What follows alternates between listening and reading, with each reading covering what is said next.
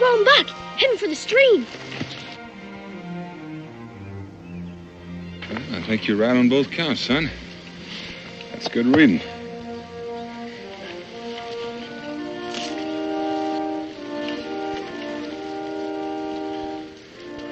You follow his tracks. I'll cross over the stream and head him off. Okay, Pop.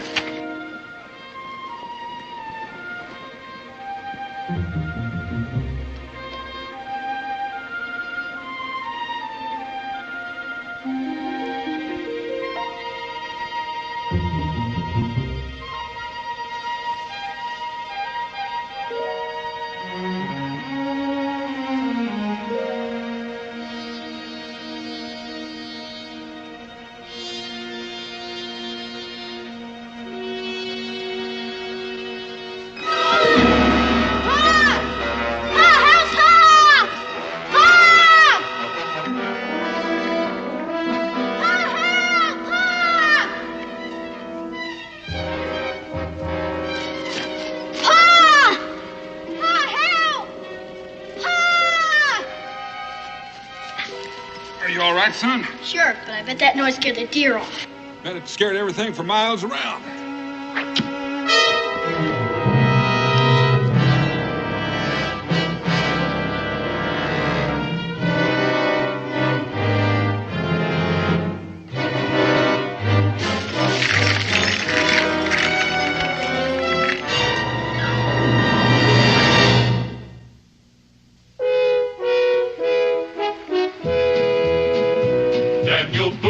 Daniel Boone, what a doer, what a dream comer, truer was he. From the coonskin cap on the top of old Dan to the heel of his rawhide shoe, the rippin'est, roaring'est, fighting'est man the frontier ever knew. Oh, Daniel Boone was a man, yes, a big man, with an eye like an eagle and as tall as a mountain was he. Oh, Daniel Boone was a man, yes, a big man, and he fought for America to make all Americans free. Daniel Boone was a doer, what a dream comer, truer was he. Daniel Boone, Daniel Boone.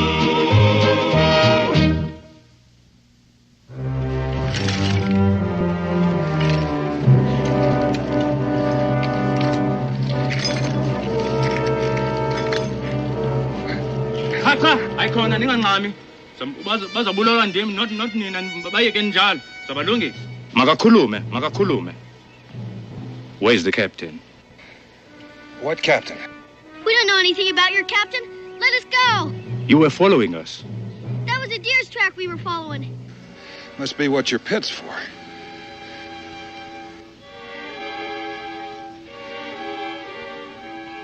Lungi, some shy. Ah.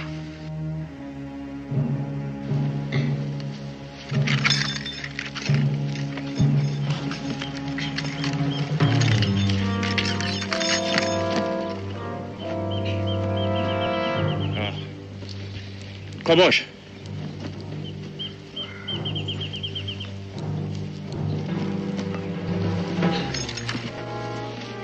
Wena. Veni, kubele lomgquma nuvale nonke. Nina, sizani nabo. Asambeni, khona manje. Hamba. Asamba. Sizani nabo.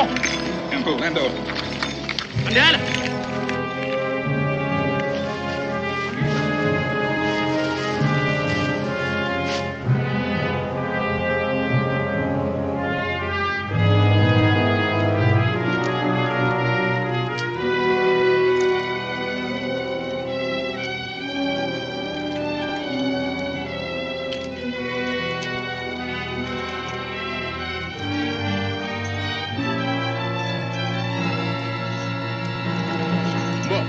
Lapis flashy.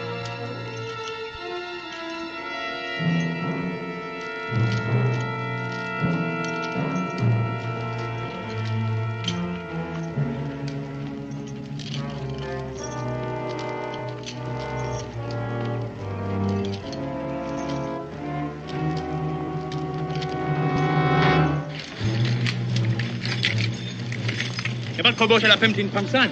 At kobosha na matarat. Kudala bestrupala.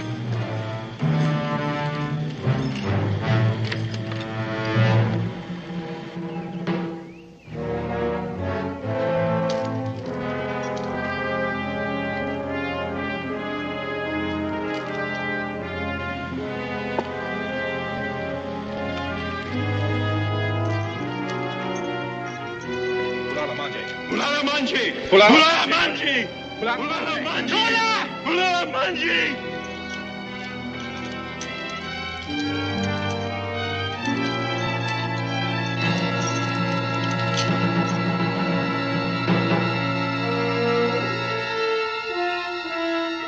Why don't you let us help you? Help us. Help us. I didn't do that. 'Twas a man of your color. Do you answer for all men of your color? I answer for my people. The child is not your concern. A child is a child. You do not believe this. You say it only to save your life. To you, we are cattle. That's not true. Yes, it is true. I know the thoughts of the white man. If I known them sooner, would not be as you see us.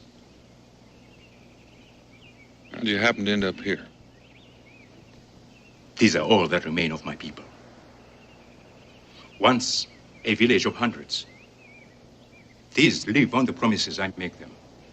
Home and freedom, as I live on my anger.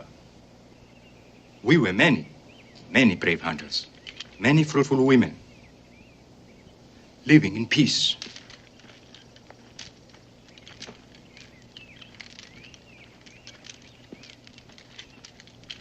And then we began to hear of whites with chains and guns, of their greed for black flesh. Flesh to be whipped and chained, and driven onto great ships in weeping herds. We fought well and killed many, but we were taken and chained.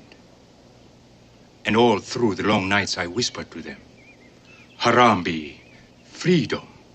When they marched us to the great water, when we sailed chained to the stinking decks of the slave ship, I whispered to them, Harambe, live, we will be free. I promise you. I, Kamba, promise you. We came at last to a great city, New Orleans. We smashed the chains that tied us on the deck, stole a boat and came up the great river. But the captain followed us. We walked across the land, toward the morning sun, toward home. For 30 days we walked. 10 died, and 10 remain. Mbo, babo pen la pislashli. Babo pen. Never, kuna manje. Babo. Yebo. And we will walk until I've taken my people home as I've promised them, and nothing will stop us. Not the bare feet of our children, Fulala Manje. but we'll carry them on our backs. Not the fear of the white man. Oh no, for we'll slip through their fingers like black shadows. Not hunger, not pain, not chains, not guns, not the strange creatures of this strange land. For we're free people, and we'll return to our home and be free. You won't even be able to keep them alive. Not without help. And you, of course, will help us. Why should I trust you? You have no choice. You keep on heading east, you'll come into the cities, where they'll put you in chains again and sell you. White men, like you. Almost any white man you see. But you're different. You want to help us. Yes, I am different. Just as all men are different from each other. Just as you're different from Africans who sell their own brothers to the slavers. You know as well as I can. Good and bad. Has nothing to do with color. Why should you help us? Since you're not likely to accept any other reason, just let us say that we want to help you in exchange for our lives. You need food, medicine, tools to remove those chains. We can get them for you. We have supplies cached near here where we keep our traps.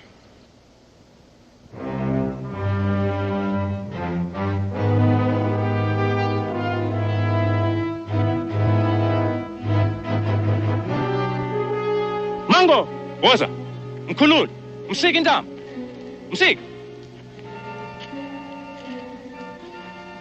Mulalo. Siki intambo.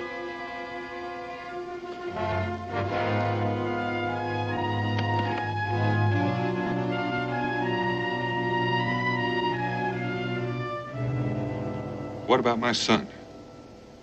I do not trust you. But you're right. I need help. And you will help me. Not because you're different, but this one stays. To make certain that you do not come back with other whites. How do you know I won't anyway? Because I've seen your eyes when you look at your son. Because I believe that you value him. I have your word he won't be harmed? Not if you bring food, medicine, and tools to cut our chains. And come alone.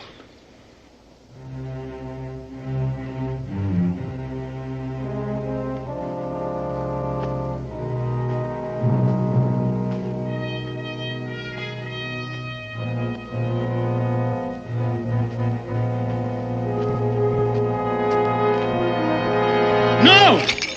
Mingo, that is from side. You mean I'm supposed to travel without a weapon? This is a rungu, a good weapon. And return here by nightfall.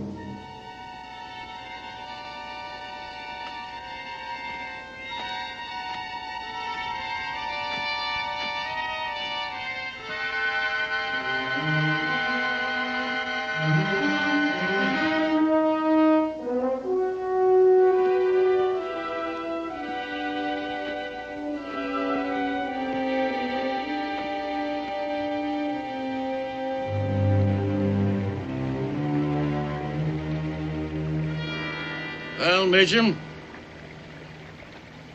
I don't know. You don't know? Captain, this ain't magic. You follow a track, the track stops. Your guess is as good as mine. Well, what did I hire you for? You're supposed to be an expert tracker.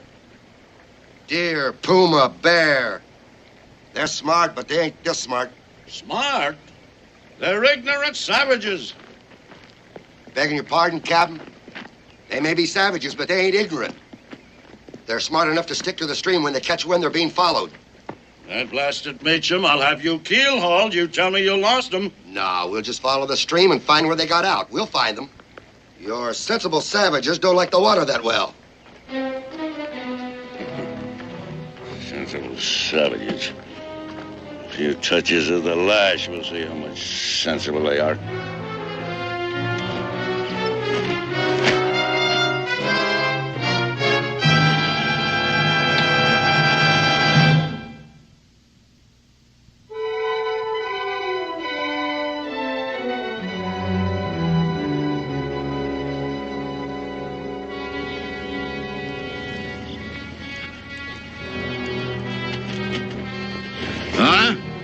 Could be this is them. Yeah! See any trucks over there? Yeah, heading this way. We found them. Found somebody. We'll see.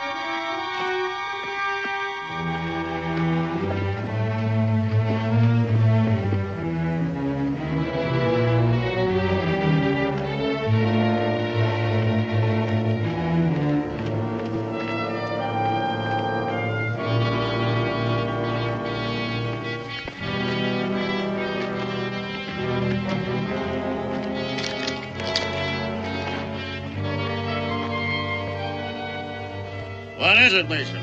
Somebody's coming. Everybody spread out. Keep quiet.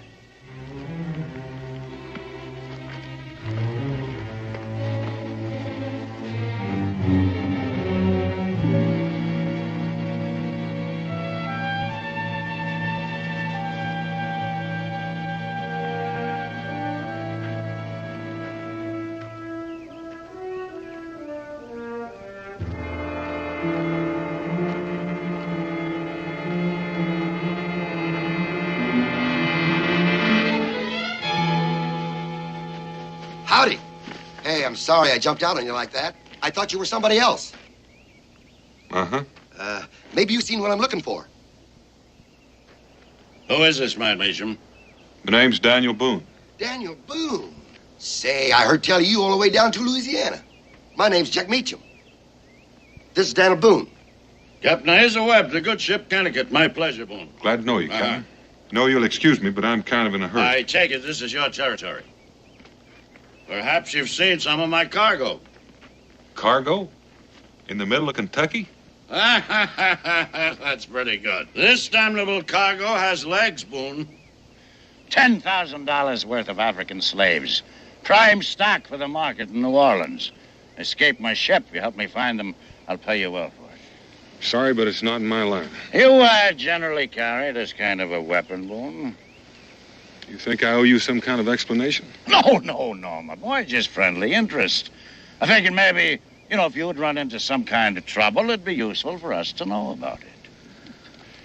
I appreciate your concern, but I am in a hurry. Boone, I'm a hard man, Boone. A good captain. Took me 20 years to get my own ship. I don't intend to lose it now. If I lose that stock, I lose my ship. Now, this weapon you're carrying is definitely African. A rango. Now, where are them slaves?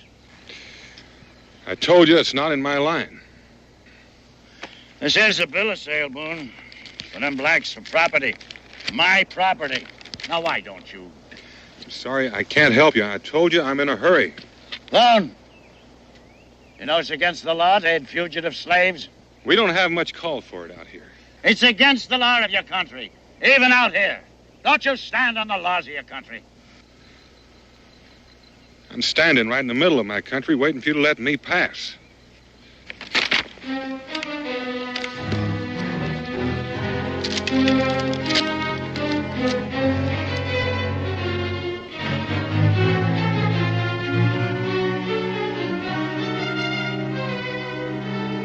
Men are blocking my way, Captain. My humblest apologies, Mr. Boone. But this weapon you're carrying is undoubtedly African. Fashioned somewhere between here and the Mississippi River by my property. What do you use it for? You're gonna have to answer me, Boone. Where did you get it? About 5 miles upstream. I found it. Does that answer your question? Oh, very nicely, and thank you, Mr. Boone. Now, if you'd just be kind enough to lead us there. I don't know about these others, Meacham, but you look like a man who wouldn't have any trouble finding his way 5 miles upstream without help. I'm Mr. Meacham's top hand at chasing wild geese. But we're after more important things now, Boone. Shall we stop playing games? Now, wait a minute, Captain. You hired us to track a passel of slaves, not fool around with Daniel Boone. We're not going to fool around with the great Boone, Meacham, at all. He's just going to guide us to where the slaves are. Aren't you, Boone?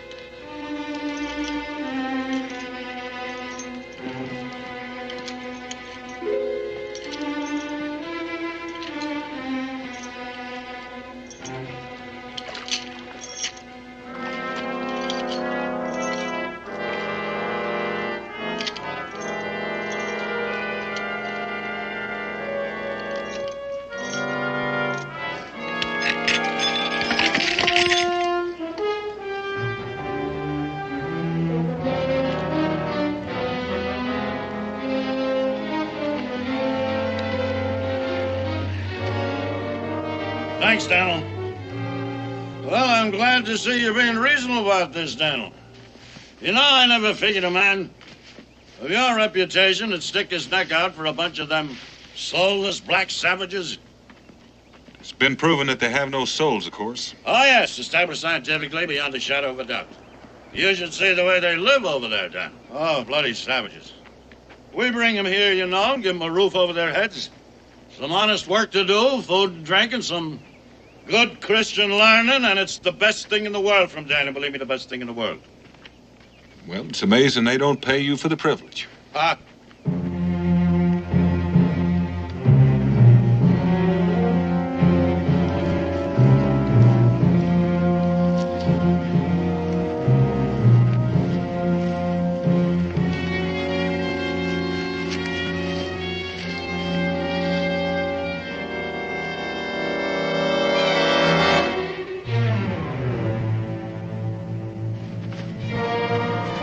gun check. Boone, I'll blow you.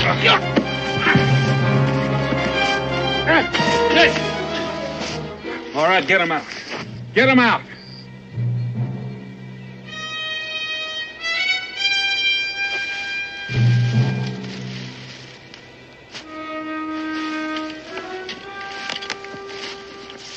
Drop your guns or I'll blow his brains out. Yes, stand right where you are. You're not gonna kill me, Boone. You make it mighty tempting, Captain. Now tell your men to put the guns down. I said stand fast. You're taking orders from me. You chess player, Boone. Because this looks like checkmate to me.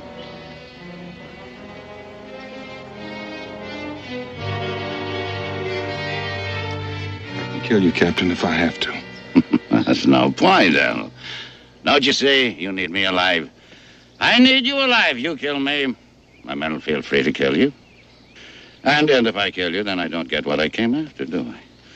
Huh? So it does look like checkmate, doesn't it, Daniel? Sure. Sure, you're free to leave, Boone. But there ain't nothing's gonna stop me from following you, now is there, huh? Yes. Looks to me like checkmate, doesn't it to you? I spent over 20 years at sea, Boone. Man gets the chance to do a lot of thinking. Thinks about a lot of things. What makes men do some of the things they do? And I've been thinking about you. What are you, one of them bleeding hearts? Now, you look like a God-fearing man, Boone. I'm sure you must have read the good book. It's all in there. The sons of Ham were born in bondage. They shall live by the sweat of their brows. Comba's supposed to be a slave. And you're supposed to be a slaver. And you're supposed to traffic in human misery. That the way you read it? That's the way I read it.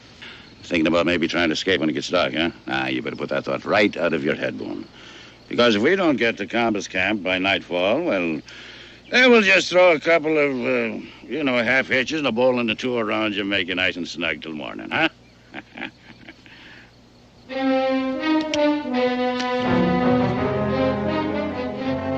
Thank you, Daniel.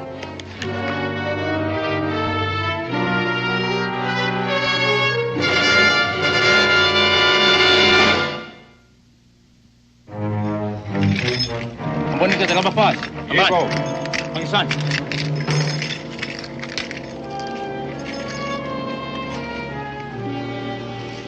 You hungry? My pa, he'll be here soon with food. You and your people, you can live here. It's good land. And there's plenty of game if you know where to hunt. Perhaps, but this is not our home. It's growing late. He'll be here soon. I hope so. And I hope he will not be foolish enough to come with other white men. He gave you his word. He won't go back on his word. We shall see.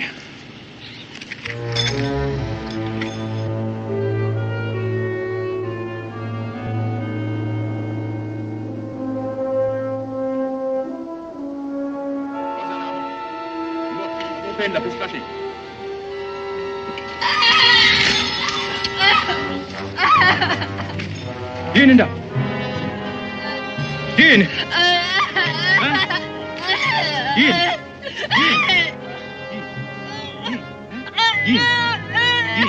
Yin. Yin. Kaba, what is she having in her hand?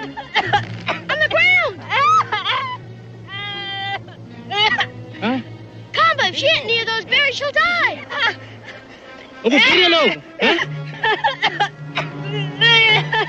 Kaba, untie me. I know what to do. I won't run away. Kaba, please, untie me, or she's gonna die. Those berries are deadly poison. Let you mess. I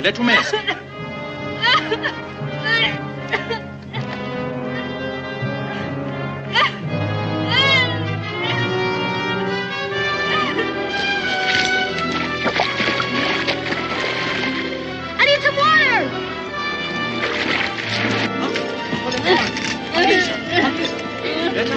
Pangisa.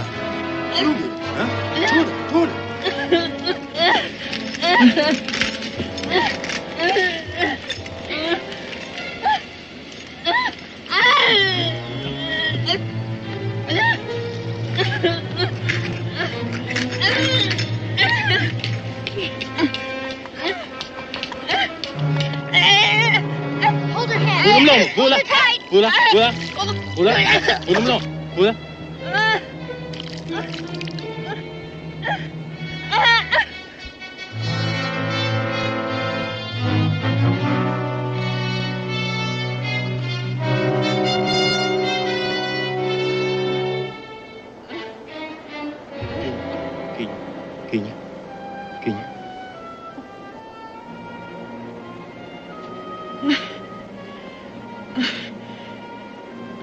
She'll be all right.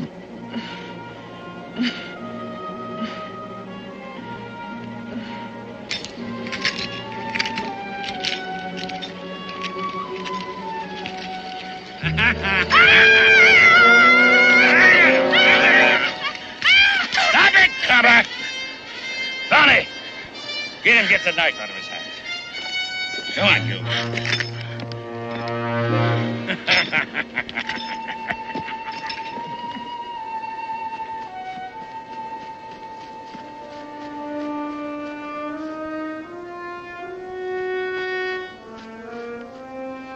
Oh, thank you, Boone, for helping me recover my property.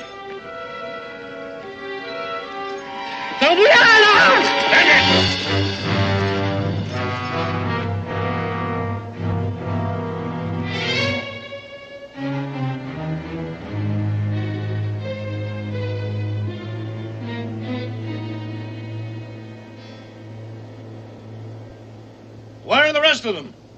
Speak to me, you.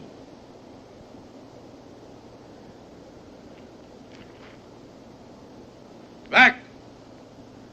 He's dead. Dead? Of all the impudence. I'll be lucky if I break even on this deal. Where do you think you're going, Boone? Isn't that what you came for, Webb? No, not quite, I didn't. Not till we get the rest of them back where they belong. And I'll be after Brooke. No interference from you, Boone, on that case.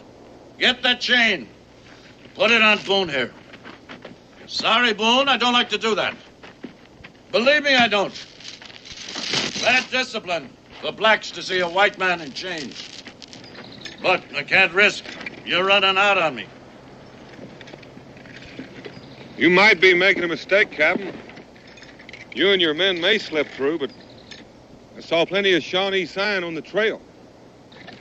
That's a pretty feeble try, Boone. How about it, Meacham? Did you see any Shawnee sign? Shawnee signs? You're bluffing, Boone. This is Cherokee country. They ain't no Shawnees this far south. Not usually. But game is running low in their part of the country. There's Shawnee hunting parties all over this area. How about it? You men know Shawnee sign when you see it? Maybe they don't, but I do. Now lay off of them, Boone.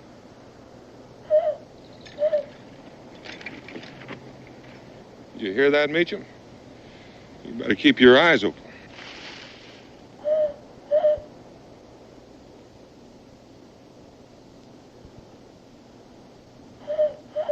Did you hear that? Hear what? That bird. Huh? A bird? What are you talking about? All right, let's get out of here.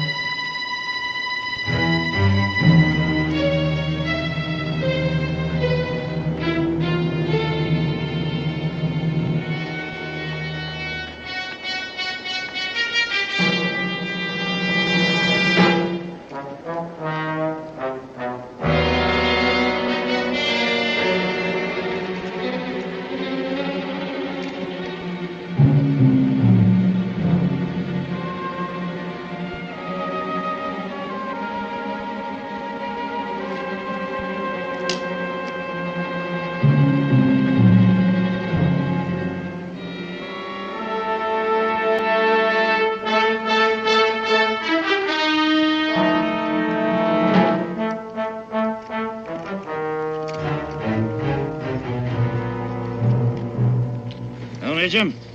Indian beads. Could be Shawnee, could be Cherokee. All right.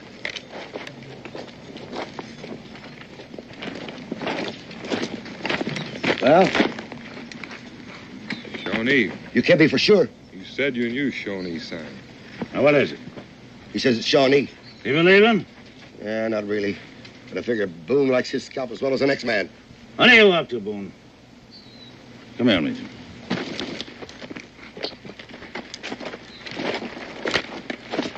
Listen, Meacham, we don't like this. Shut! Steady, lads. Now, steady as she goes. Can't you see he's only trying to panic you? And you're going right along with him. Now, come on, let's get this line moving. How do you know there ain't no Shawnee out there? Well, if there is, you'll take care of them. Help me get my stock back where it belongs. That's what you're being paid for, ain't it? Come on, take it.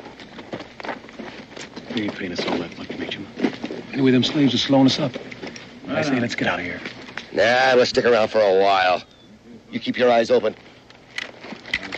Flat of Adam's ale. One step, then another, and along. Easy, Dick. Easy now, lad.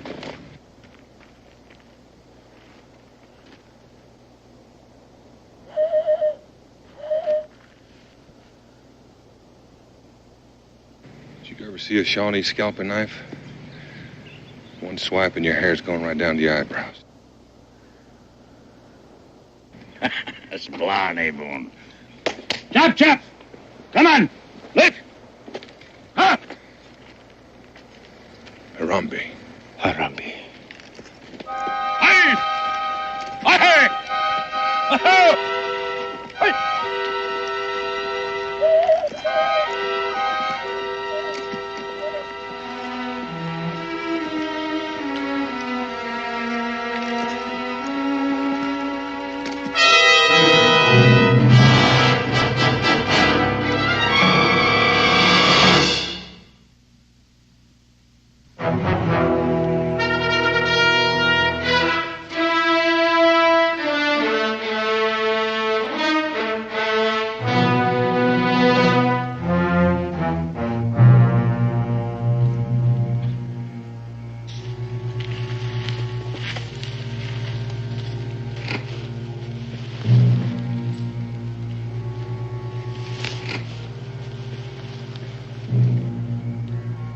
Hear something, Meacham?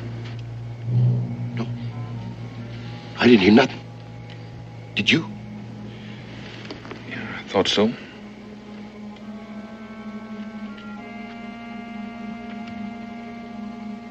Control, Mitchum, control. I'm as nervous as a mother hen with a flock of new chicks.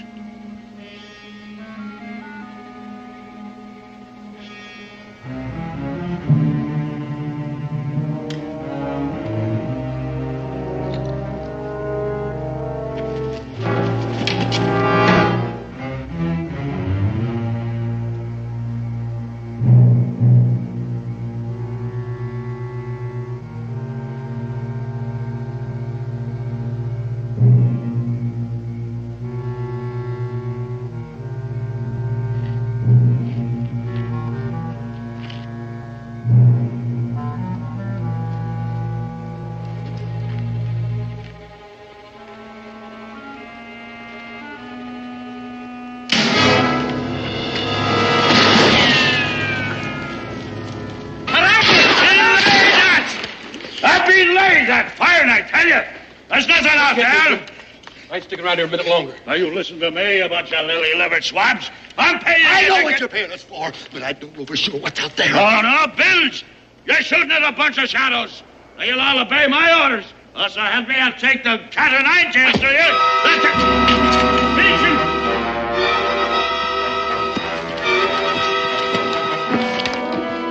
Come back here. Come back here, you bills by the skunk. Come back, I tell you! I'll give you double your wages, triple your pay, you dirty rat! Mitchum. Mitchum.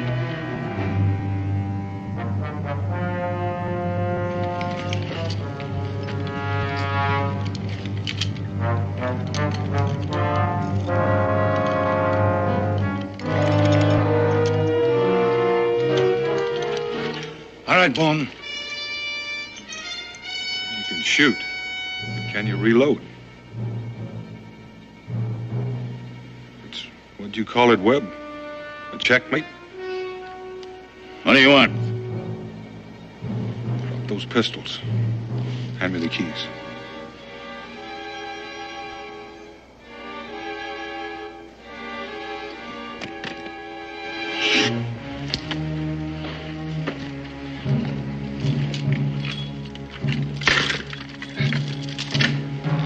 Harambe.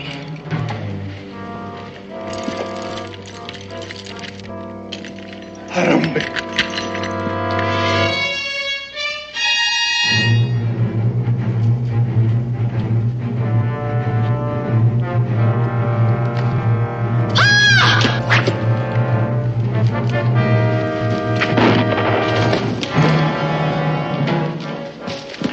You all right, son?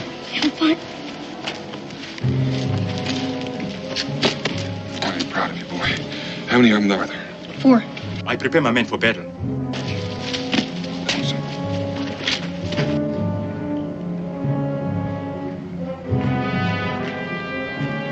We madoda, ngifuna nihambe niyomlanda khona manje nimbulala abanye mabaye ngapha abanye baya ngapha ngisani ke madoda. Nihambe nimshaye nibabulale bonke. Stay here. Where you going? I don't want the Shawnee to get the captain anymore, and I want him to get you. If you save him, I will kill him myself.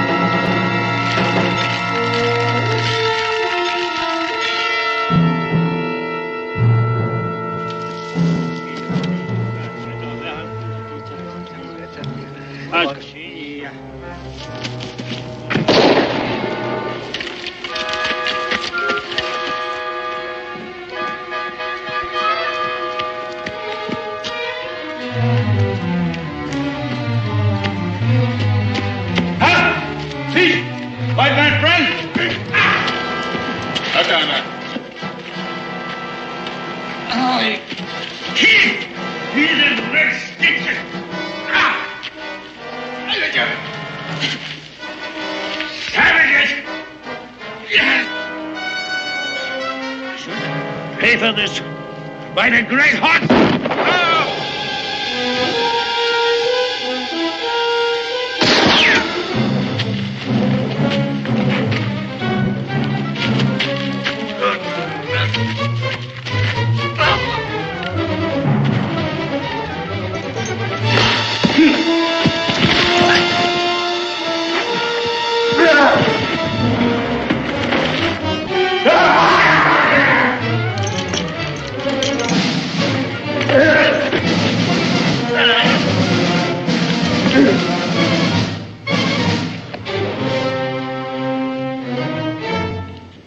Kebal mango.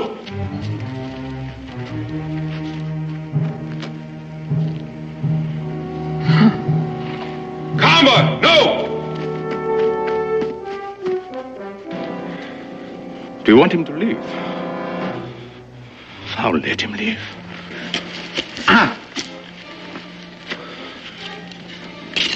You have taught me that all white men are not bad. Perhaps even he is not all bad. But he no longer concerns me. I'll give him to you. I think you owe him something. For what? For your miserable, money-grubbing life.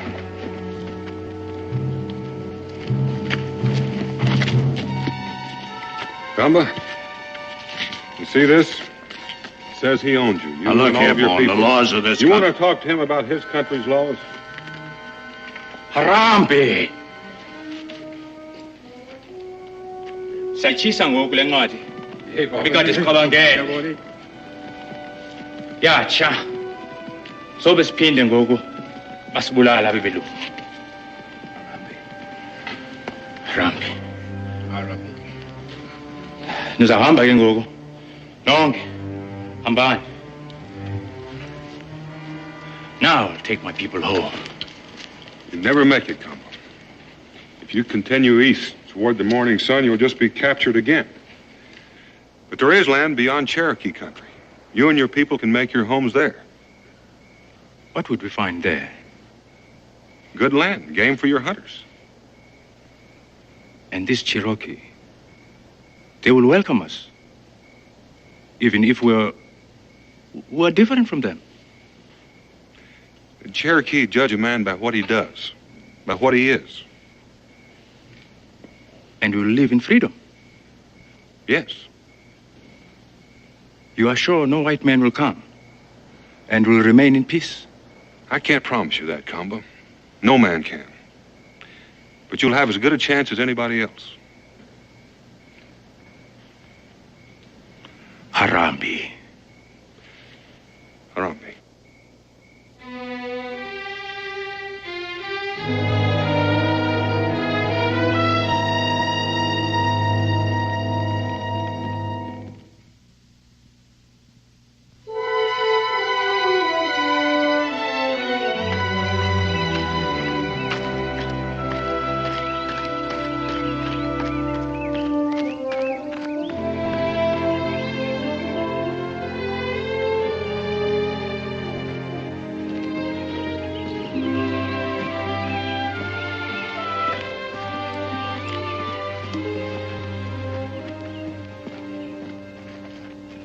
Your son will be a great warrior. I will see you again. We'll see you again. You're blasted well right, you'll see him again. And by the great horn spoon, I'll see you again, King Comba. I doubt that, Webb. Without me, you can't even find your way back to Fort Boonesboro. Good luck. Stay where? You wasted your time, Boone. I'll find them. I'll get them back. Go ahead. Sala. Sala.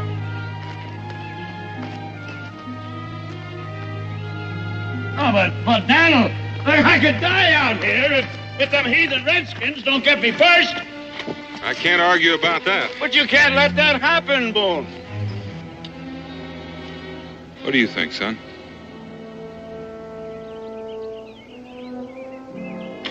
Well, you saved his life once. Seems a waste to leave him here now. All right, in that case, get in.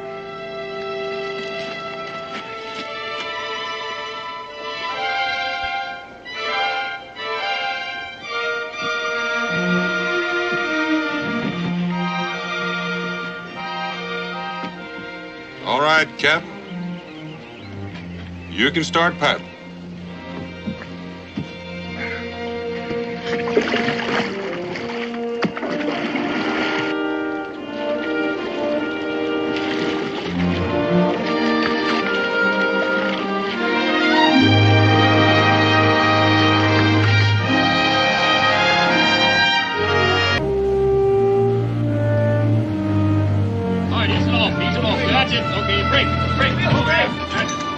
Easy!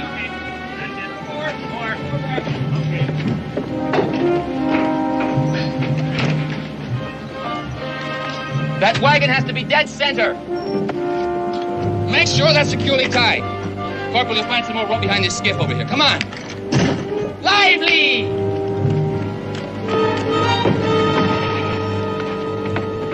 There it is, Daniel. Food, medicine, and ammunition. The difference between survival and total annihilation for Fort Courtney. Well, with any luck at all, we ought to be there in 3 days, Major. 2 days, Daniel. The fort can't possibly hold out more than another 48 hours. Major? The cargo's ready for loading, sir. Very good, Lieutenant. Proceed. Sir, there's one thing more. I'm sure there's been some mistake, but your adjutant just told me that I am to share my command in this mission with some woodsman by the name of Daniel Boone. We can discuss this later. Oh, no, Major. Let him go ahead. He may have come up with some first-rate objection to that backwoodsman. Lieutenant Nolan was only recently transferred here from the east, Daniel. Considering our short notice and all, he was the one officer available who'd had experience with boats. Sir, from what I've gathered, this being a strictly military operation. You called him Daniel, sir? Yes. This is your backwoodsman. Glad to know you, Lieutenant. No offense personally, Mr. Boone. I'm glad to see that you appreciate the situation. Oh, I do. I was just wondering if I could be of help, if you'd mind having me along. Not bothering your command, of course. Well, I see no reason why not, since you put it that way. I'm sure you'll find the trip most interesting. Well, to tell you the truth, Lieutenant, I've made the trip before. Now, the Major tells me you only have 2 days to get there to prevent the fort from falling. Yes, Mr. Boone, that's true. Now, if you'll excuse me, I'm very pressed for time. Lieutenant, speed alone is not the answer. I'll show you what I mean. Here we are. Here's the fort. Now, the river narrows about here, with heights commanding the passage about here. Mr. Boone, I've seen a map of the river before. I've seen the river, Lieutenant. Now, the point is, if the British have thought to station troops anywhere along this river, and the way they block land routes, it's my guess they have. This is the point they most likely have picked. Right above this suspension bridge.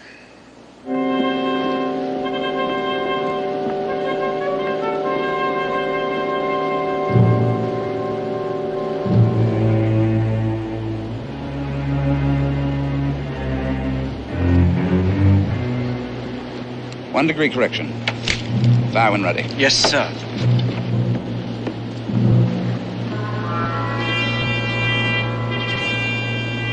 One degree correction. Fire! Perfect! Freeze that trajectory and we can't miss. Yes, sir. If anything comes out that river, it'll be blasted clear out of the water. I only hope they do use a boat.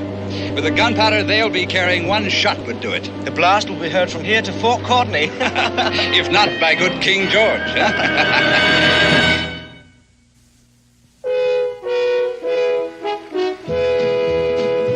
Daniel Boone, what a doer, what a dream comer, truer was he.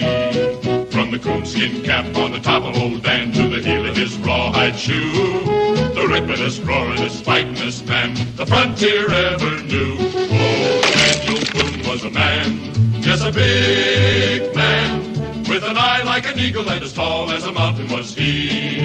Oh, Daniel Boone was a man, yes, a big man, and he fought for America to make all Americans free. Daniel Boone was a doer, what a dream comer, truer was he. Daniel Boone, Daniel Boone.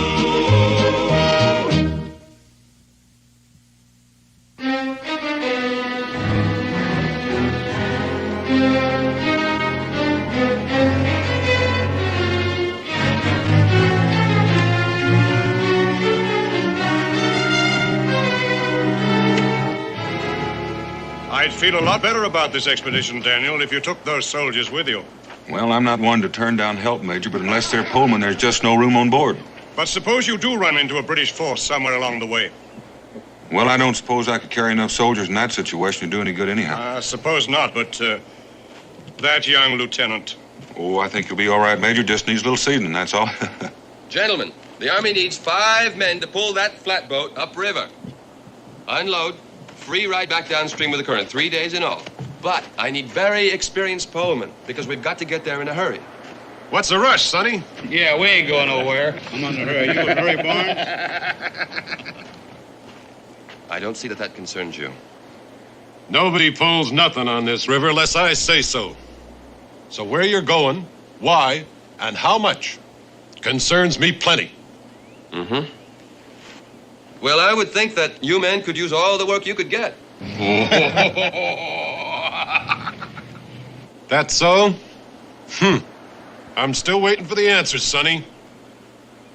With time running out, Lieutenant, I wouldn't think we could afford to be too choosy. Mr. Boone, I can't afford not to be. 1 man with character is worth 3 with none. It's amazing you found out so quickly.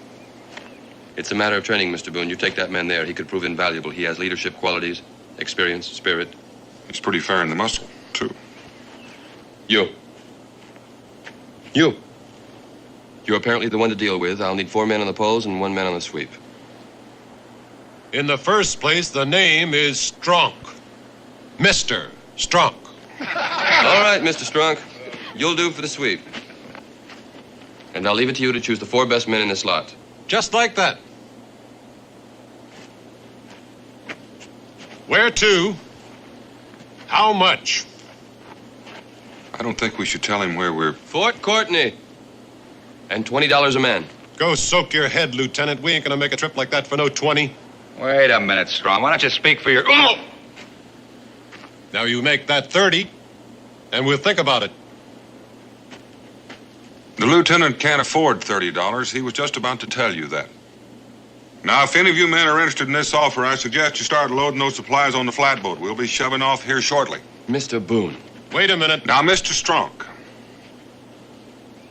You wouldn't want to keep your shipmates from earning a good, honest dollar, would you?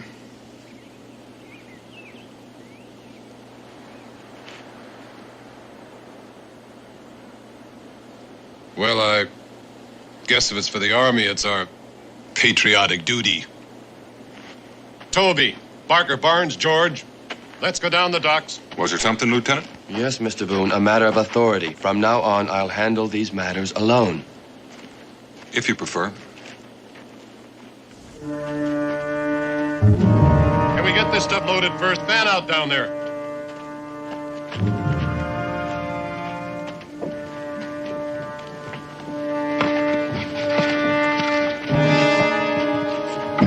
You get that stuff over there.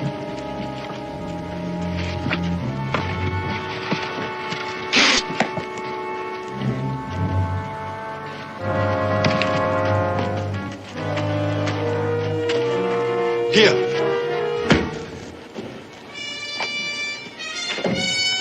Very efficient, mon ami. Very good.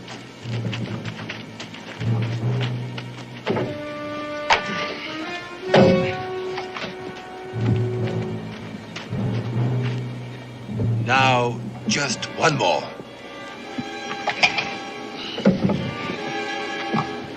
What happened to Barker? So I go off down the street. Barnes, tell Barker to get down here on the double, or I'll have to replace him.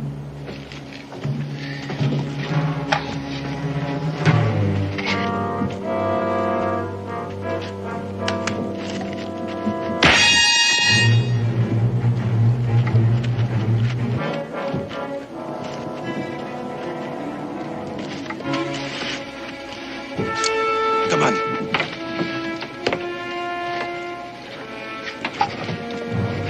You, what are you doing here? That's all right. He's with me. Oh, he's with you. Off, both of you.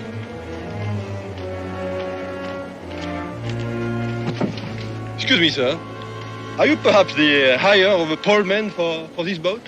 Nobody works here less than I say so. Now, get it. Wait a minute. Go away. Strong. These two ain't part of my crew. Mr. Boone, if you please, I'll thank you to leave these matters to me. All right. Let's get one thing very clear and straight right now. If anybody is dissatisfied with money or conditions on this expedition, they can leave. No. Very well. Finish securing the cargo and get to your polling positions. Strunk, you on the sweep. You and you pull on the port side. You and you on the starboard. All right, hop to it. Like I said, a little seasoning. Mr. Boone. Thank you. I assure you, I am quite capable of handling these matters alone. Some matters you are, Lieutenant. Is there some question, sir, concerning my command? Not in my mind, but for the sake of this mission, you'll take Daniel Boone's advice and you'll abide by it. If that means splitting your command, then consider it split, at my orders. Yes, sir. Hereafter, you will confine yourself to the operation of the boat, leaving all other concerns to him. Yes, sir. And in that connection, your boat appears to be ready. Yes, sir. All hands prepare to move out.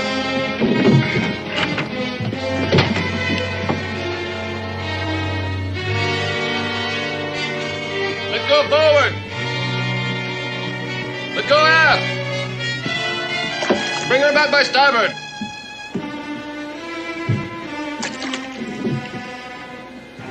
Push, boys, come on!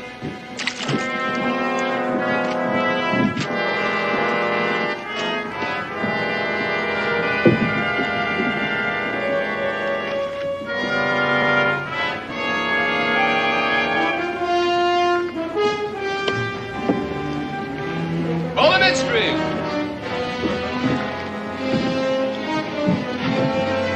flagpoles, heave! Oh. Well, it's easy to see you know your way around boats, Lieutenant. As the Major ordered, I'll perform my function and you will perform yours. I hope there'll be no difficulties between us. Is there a reason why there should be? I know a man's first command sometimes can be kind of a strain. The Major told you? This is your first? No, I just kind of figured that out. Pull the midstream, heave! You know, Lieutenant, one way to look at this might be that it's kind of a big opportunity. I do. And as long as we keep to our own divisions of responsibility, I won't be held liable for the mistakes of others. I see what you mean.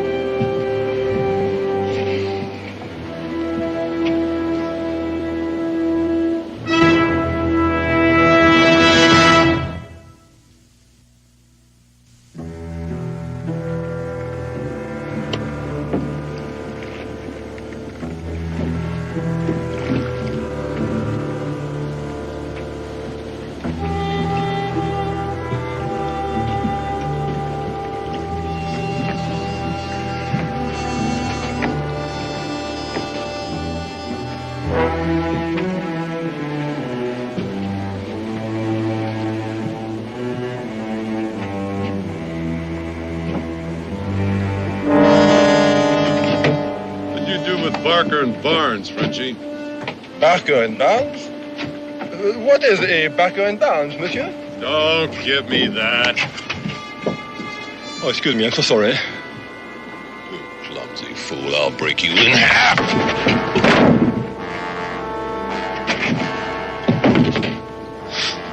Would you perhaps enjoy a bit of sport, monsieur? This is an excellent weapon. Makes a good game, doesn't it? A game you want? Yes. Marbles, bumblebee peg. It's a boy's stick. It's a man's weapon. Mr. Strunk, what are you doing? Back on that sweep before we go aground. You're right.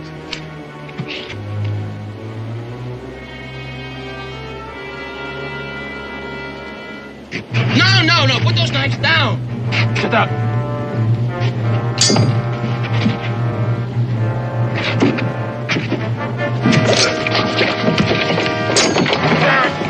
All right, Legrand. Now show him your specialty. I'll be delighted to.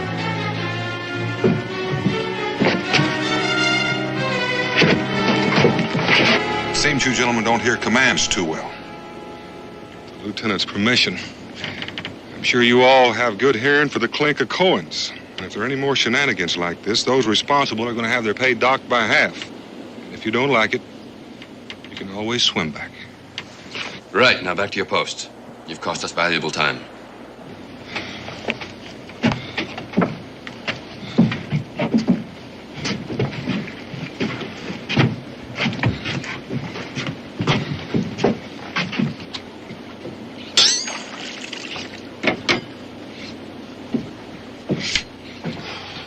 They're spirited men, Mr. Boone.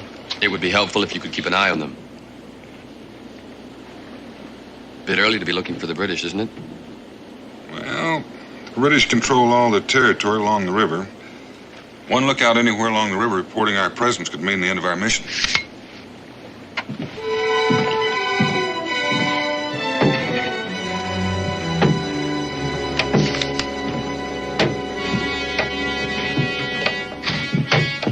I knew it was a mistake to bring them to. It was a mistake for you, Strong. You'll be shown for the blowhard that you are. Listen to the braggart. He can't even buckle his shoes without the help of a sidekick. You better pay attention to your job, Strong. We run into those logs down there, we'll all end up in the river.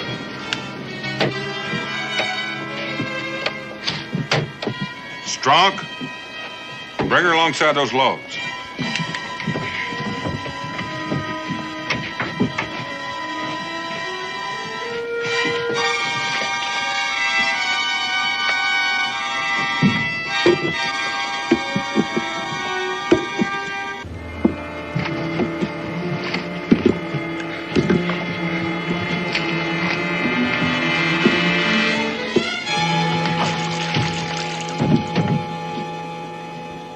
That log was blasted by a cannonball. Must have floated all the way down from Fort Courtney. Well, you're right about the cannonball, Legrand, but it didn't come from the guns at Fort Courtney. I'd say this cut hadn't been exposed to the water more than 2 hours. Meaning? Meaning that there's a cannon upriver from us. It's likely British, more likely commanding the river passage. Look here, Lieutenant. I'll show you what I mean, Lieutenant. We're about here. I'll cut across on foot and scout the suspension bridge. Then I'll hurry as quickly as I can and rejoin you about here. And if you're not at that point by the time we arrive, you expect me to wait? That's right, Lieutenant. Mr. Boone, I can't afford any delays. We can afford to be blown out of the water by British cannon even less. Now listen, that part of this mission is my command, and my orders are to proceed as quickly as possible and without interruptions. I have orders too, Lieutenant, and certainly one of them would be to prevent this from becoming a suicide mission. But what do you expect to gain? If there is a British cannon waiting for us, what can we do about it? We still have to try to push through. No, Mr. Boone, I'm sorry, I cannot. Lieutenant, I don't know what, if anything, I can do until I have a look. Now, in the meantime, despite these buckskins, I think you ought to know I hold the rank of Lieutenant Colonel. I'm ordering you to wait at that curve of the river until I get there. Hold up on the pole.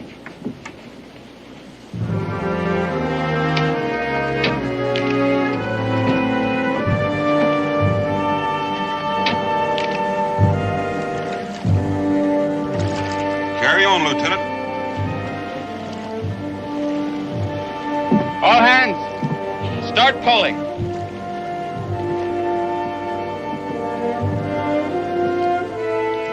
And from now on, you'll pick up your strokes. We've got a lot of delays to make up for.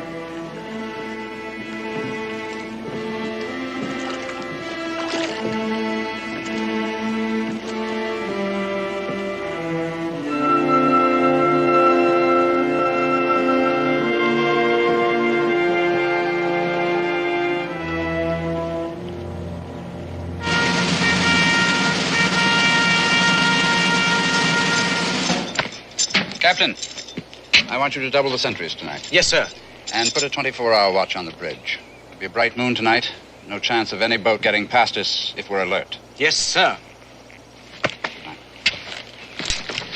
Sergeant, double all sentries tonight. Sir?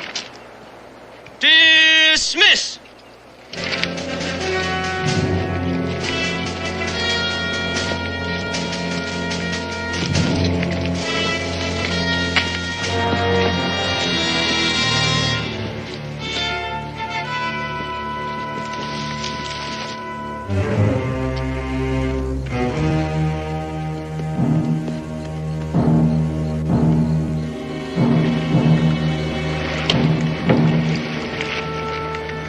Hold it.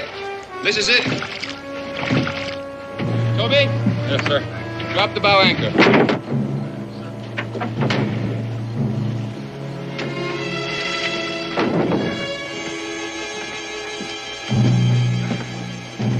Rest your poles, men. You can break out some food while you're waiting. About time. Cherokee. Yeah.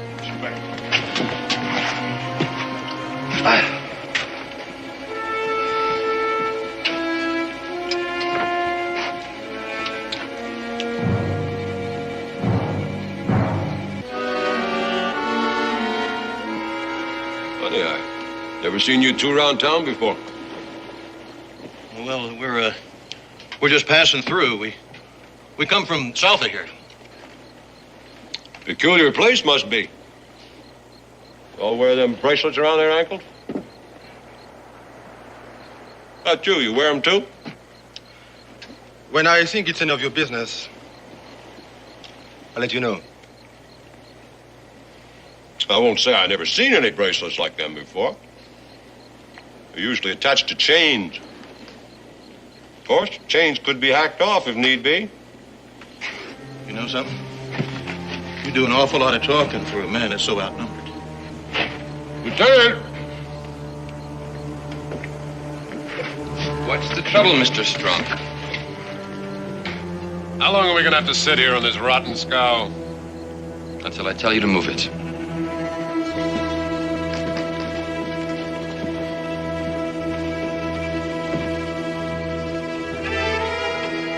All right, Strunk.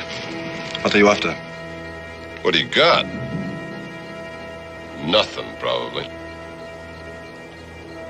Except maybe a price on your head. Let's get off this thing. Stand apart! Mr. Strunk, what is going on here? You got yourself a couple of escaped convicts, and I'm claiming the reward. Convicts? Yeah, right down to them ankle chains. Toby, bring me some rope. You're both under arrest. You'll be confined and turned over to the authorities at Port Courtney. That would be very unfortunate. Very, but I have no other choice. Hey! Thank you, Lieutenant. Now stand back, the both of you. We are getting off here, mates. First one that moves gets the charge. Fair enough. I'll see that you get this one. Now drop that pistol. Drop it. You drop that boat hook, too.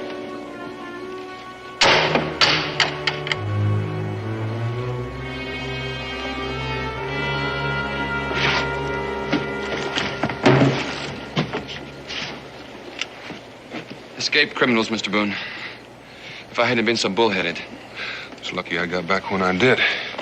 We're gonna need all hands. You mean you intend to allow these two to continue on our expedition? Lieutenant, we don't have any choice. I'm gonna need their help. Their help? I found the British, a whole passel of them camped out above that suspension bridge and the cannon. Grab 2 shovels, about 30 feet of that line, and a keg of powder. You 2 are going with me. Good riddance. These men are escaped convicts, Mr. Boone. Dangerous men. They'll try to kill you and escape the first chance they get. Yeah, I expect they will, but I'll just have to see that they don't get the chance. Why don't you swap with me? Your pistol will be handier for climbing. You have a plan? Sort of. This will leave you with only 2 pole men and Strunk, which means you'll be able to travel about half speed. I reckon you can get to the bridge about dawn. That ought to give me enough time to fix that cannon so it won't blow you out of the water when you try to run past. Monsieur Boone, we are going where? We're going to pay the Redcoats a visit. That's dangerous. I reckon it'll hold your interest. You cannot force us to go. That's right. I can chain you to the wagon. But if you come with me, you figure you'll have a chance to escape, so I reckon you'll come. Monsieur Boone, I am going to regret killing you. Your apology is appreciated. Now let's get started. Very well.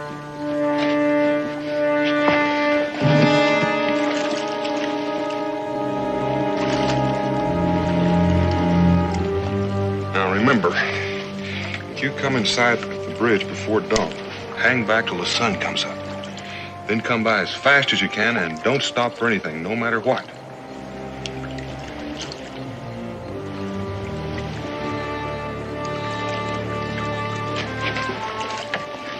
I can count on you, can't I? No matter what, Mr. Boone. My friends call me Daniel. Mine call me Bo.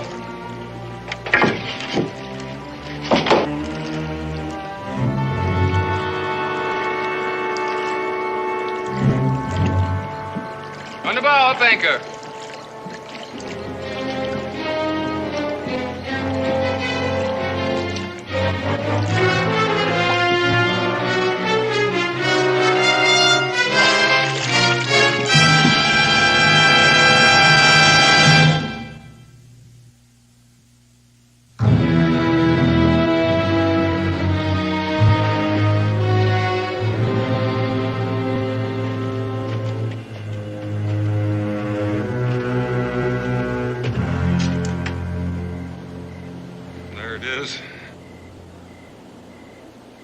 That's the way we're going to get there. Then we just blow it up with your powder, is that it? Now we'll just bury that keg in the edge of the cliffside under the cannon, light it with a fuse, or do you have a better idea? Huh? What I do know is we ain't never gonna get there. All you have to do is look. Well, that's where our friend Legrand comes in. Me? You see that line? You see that tree on the ledge up there? Yes, I see it. Well, how many shots is it going to take you to throw this boat hook over that limb? I know nothing about throwing boat hooks. Well, I thought you said you were a master of all weapons. I am, but this is not a weapon. Well, I figured you must have thought so the way you've been waving it around. Or did Strunk have you all figured out just to braggart? You think I'm a child, huh? To be maneuvered by such obvious tactics. Give that to me. I'll show you.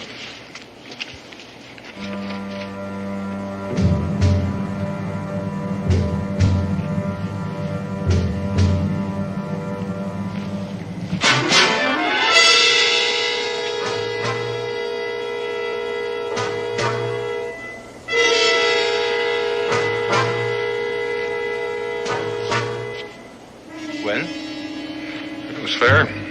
Fair? All right, Malloy, you're first. Start climbing. I can tell you right now, nothing's gonna come of it. I can tell you one thing's going to come of it. Before the night's over, you're going to be a pretty fair mountain climber.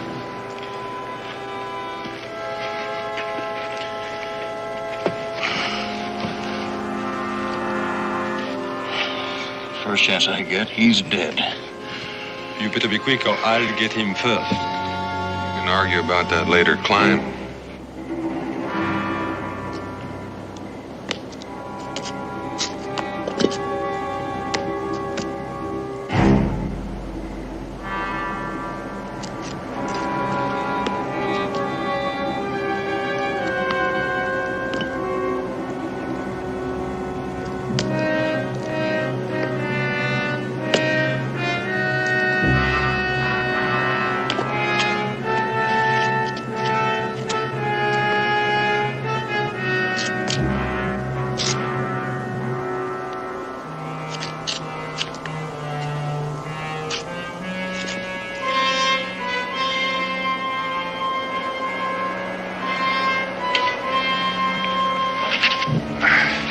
Here, make the barrel fast.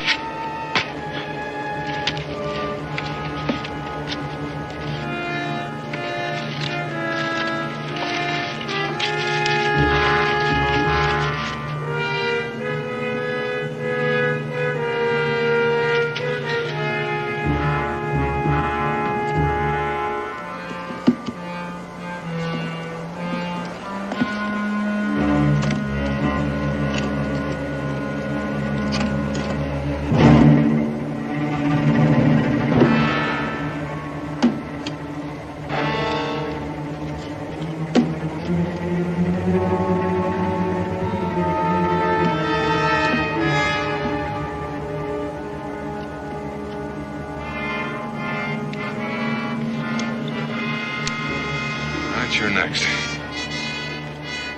Well, here we go.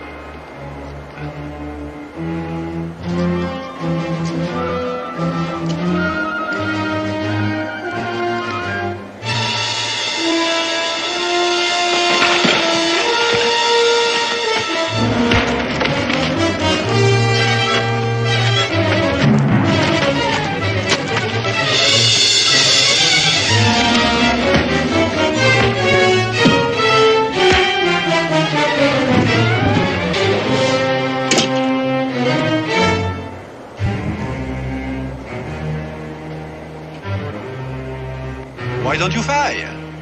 Who cares about waking up the redcoats? Oh, it's a pity, isn't it? A pistol that cannot be used. Your gunpowder tossed to the winds and your time ticking away. It is that. I guess we better forget about trying to climb that cliff. Find a way to work our way past those sentries that have been posted. Without weapons and without powder, huh? Well, we just have to use some of their powder. I reckon they got plenty to spare. Well, you'll have to figure it out without me, since you cannot use the gun anyway. I can fire the gun all right. If I don't get your help, it won't matter whether I wake up the redcoats or not. You know something, Boone? I'm beginning to admire you. You have a lot of spirit. Well, you have quite a bit of spirit yourself. Let's head up that slope.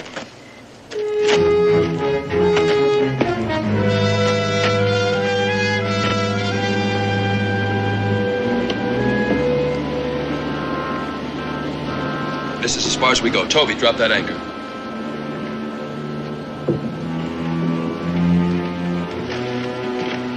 What are we waiting for? Dawn, as Mr. Boone instructed. And we go poling past that cannon in broad daylight? That's right, Mr. Strunk. Not with me on board. With everybody on board, Mr. Strunk.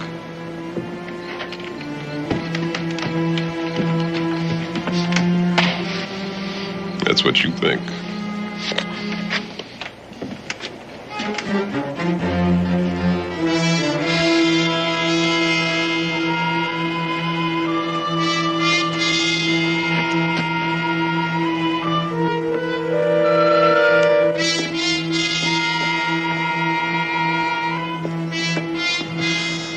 We're going to get shot for nothing. We haven't a chance of getting that cannon. See? Shots are coming from the garrison, all right, but they're not shooting at us. Let's keep going.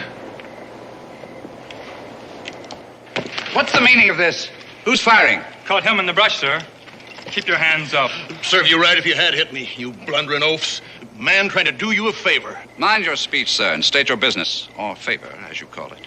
Well, fact is, it's a bit of both. Business for me, favor for you. But I'll do my talking to your officer in charge. You are talking to him. Which I could do a lot better, not being treated like some low-down prisoner.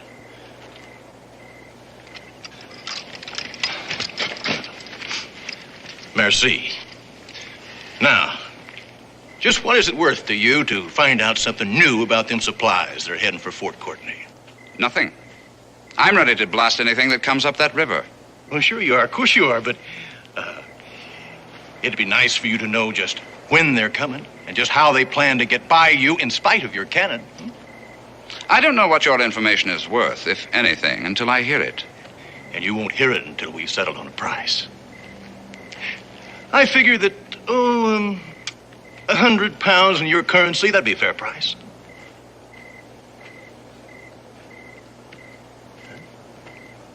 Well, while you're making up your mind, they'll come in here and knock your cannon out. How? How do I know you're not lying? Because I can prove it just as soon as we agreed on a price. Very well. You'll get your money. Good. Now, if you'll just take a look over the side, you'll see the powder that was meant to topple your cannon into the river.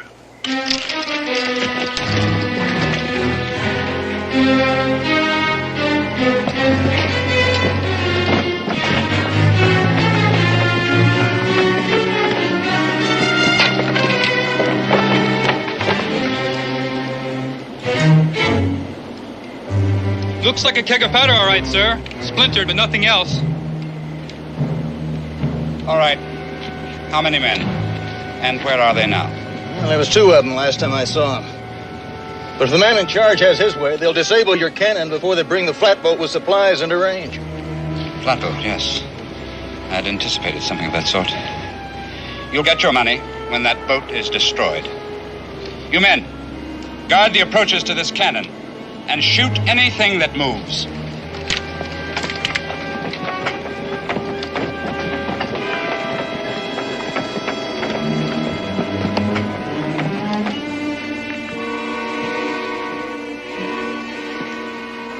Either we move out right now or I'm going to take me a swim. Strunk, we move in no direction till sunup. You take one step for that side and I'll blow your brains out. The way you handle that seems more like a gun for Boone than for you. Mr. Strunk, once I pull this trigger, I doubt if you could tell the difference.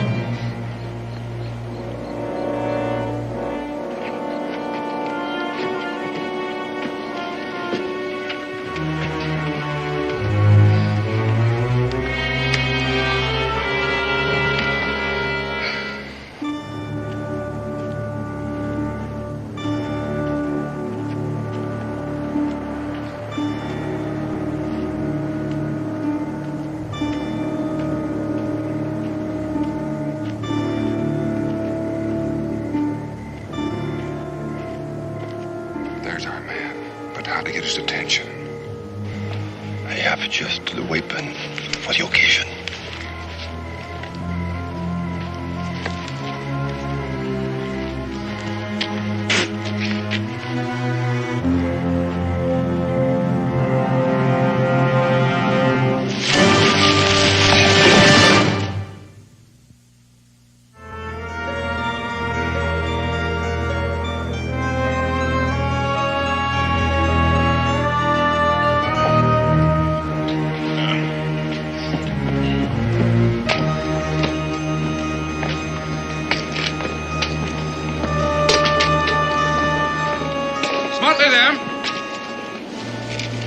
Captain, I want the cannon loaded and ready for firing. If they're coming at all, they should be here presently. Yes, sir.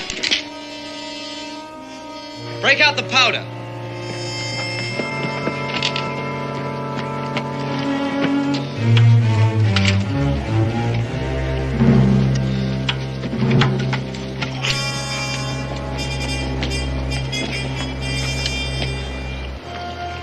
That's it.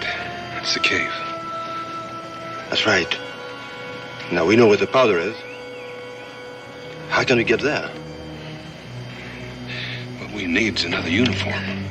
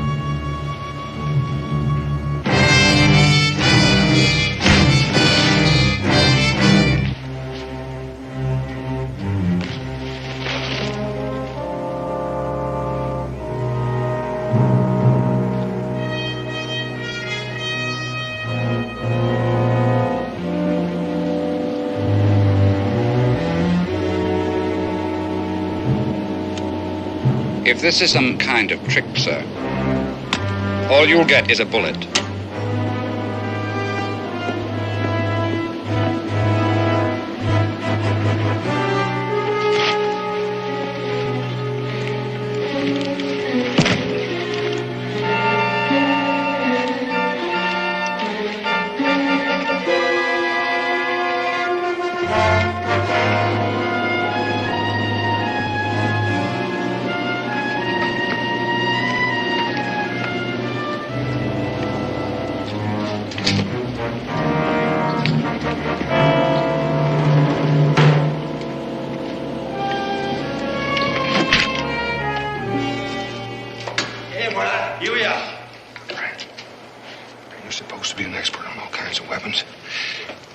What would happen if we set off all this powder?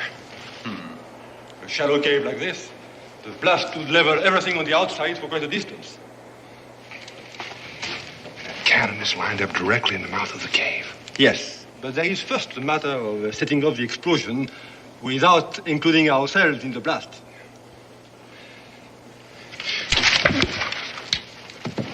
Me boy.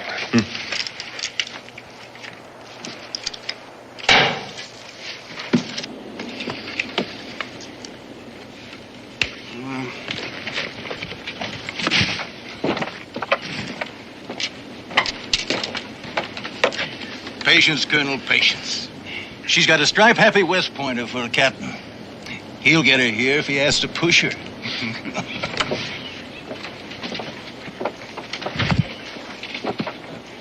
Isn't that thing loaded yet? Loaded and ready, sir.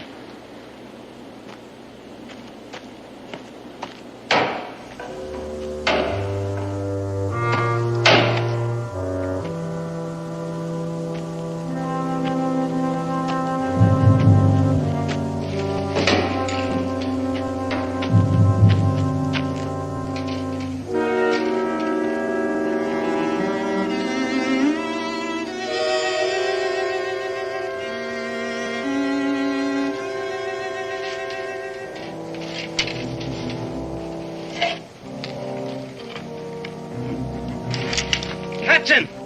The boat! It's coming!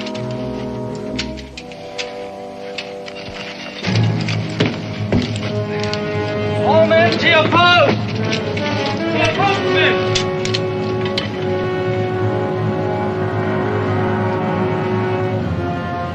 She's here.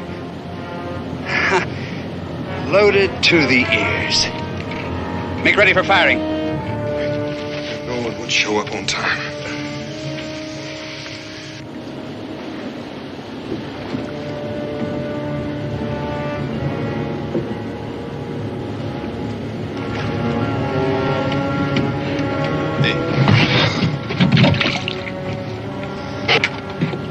Looks like you're the man. He trusts you. So belt him. Get that gun. I don't want to have anything to do with this. You will if you don't want your head split in about 30 yards. He's just a boy. He's just a lad. He ain't worth 3 of us. As if you're still around to be counted now.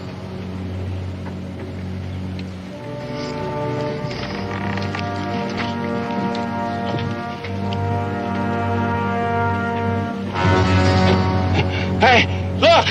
It's the British cannon.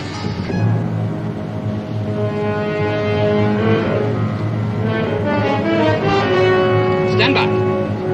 She's almost in position. She'll be here any minute. The cannon is pointed right at us. That doesn't mean it'll fire. Keep pulling, Toby. Get on with your work, Toby. Strong. Move.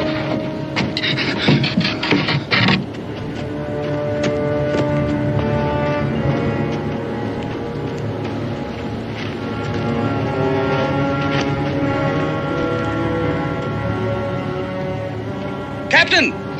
Quickly, they're almost in position.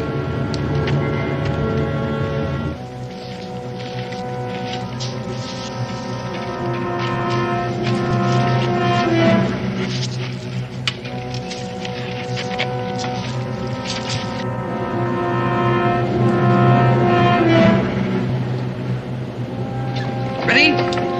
Stand by. Colonel! They're here!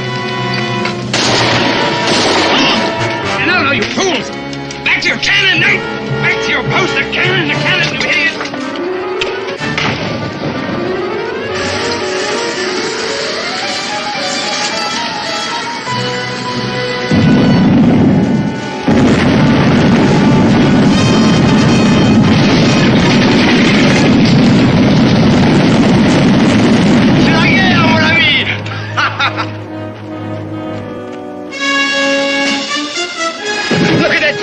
Look at the cannon! Rally, men! Rally! Back to your posts! The cannon! There's a cannon! Never mind the small arms! Hey! Now let's get the pole! Come on, I'll show you how to pull this thing!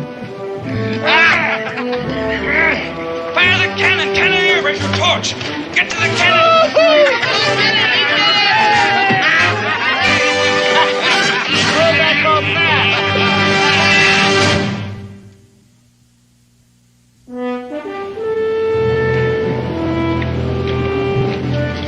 Ahoy! Hold it! It's Boone! That was a great job to get on the cannon! Good to see you, Bo. The boys work out all right? I never served with a finer bunch, Daniel, never! Well, you made out better than I did. Why? What happened? Well, I kind of hate to tell you. Malloy caught me off guard. Turned British informer. And Legrand? Legrand? Well, I guess I lost him in the confusion.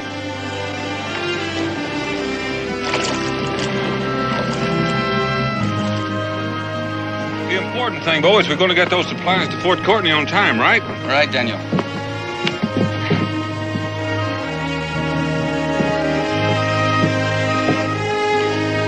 Hey! Ho!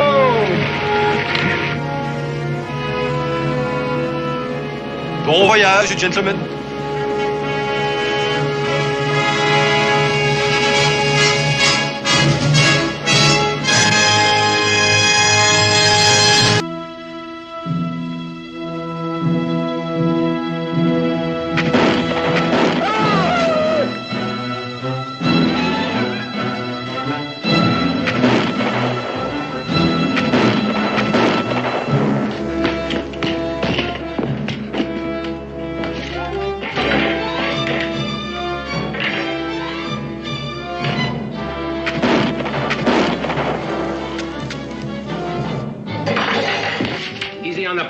running low.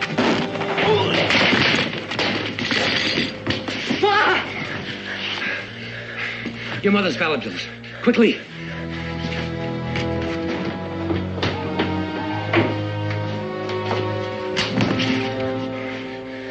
Almost $100. Your mother put it up for you. Cal, she was a thrifty woman. Mine, you'd be the same. Don't talk, Pa. I'll hold them off. Too many of them. Now, you listen to me, son. A man that won't face fact when he's got to ain't worth his salt. Now, use the tunnel. Take the Spanish horse and make for Boone's burrow and get to Daniel Boone. Your mother had kin there, Baltimore. And Daniel will help you locate them. I'm not going to leave you, Pa. That horse, that's all I've got to give you. I think his lameness can be fixed. And he may be of some value sometime. Take good care of him, son.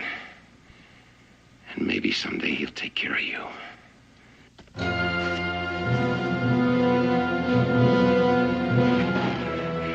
Son, we've had our times together. Now, get out of here while you still have a chance. Get going. Come on, boy. Get going. Cal.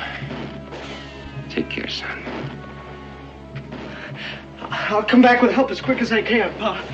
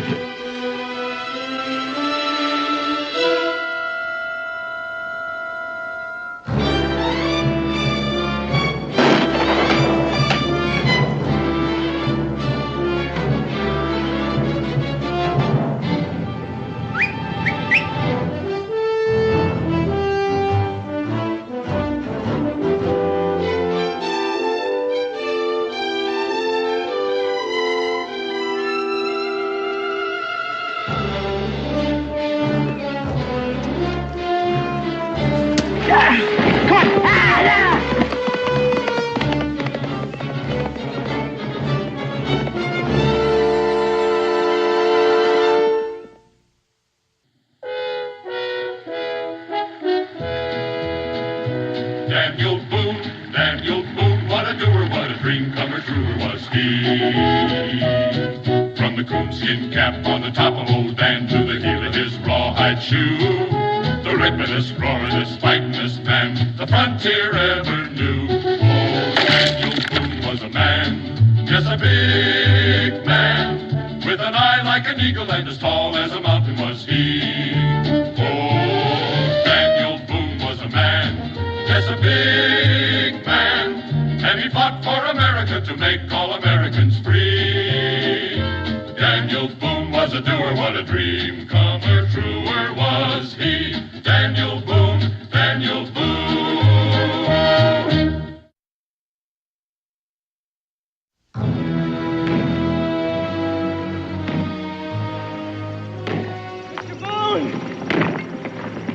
Mr. Boone! Mr. Boone! What's wrong, son? It's Pa, Mr. Boone. Shawnee jumped us right after daylight. Shawnee? Oh, yeah, about 5 or 6 of them. Pa got some before he was hit, but he's hit awful bad, Mr. Boone. I'd have gotten here quicker, but Gideon's still pretty lame. Do you want me to go to the fort for help? There's no time for that, Becky. But, Dan! It's all right. It's likely just some renegades looking for what they can steal. Dan Calvin's just a boy. You don't know what you might find. Caleb Trevor's his father, Becky. There's something a man has to do, even a young one. He'd never forgive himself if he didn't go back. Chavez will take care of his horse. Come on, son. Yes, sir.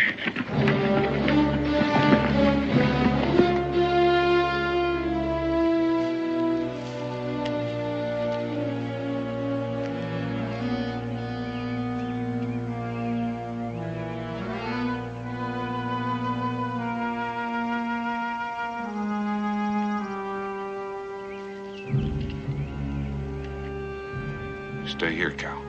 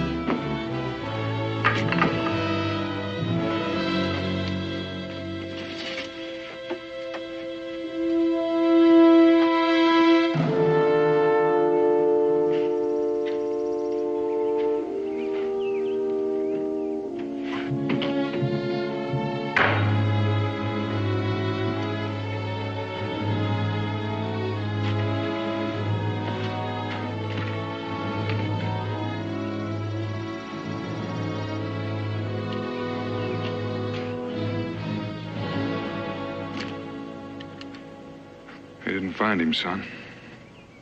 He made it to your tunnel somehow. He's dead? It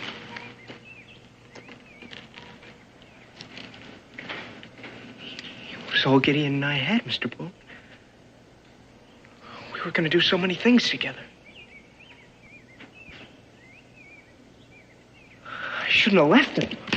Cal.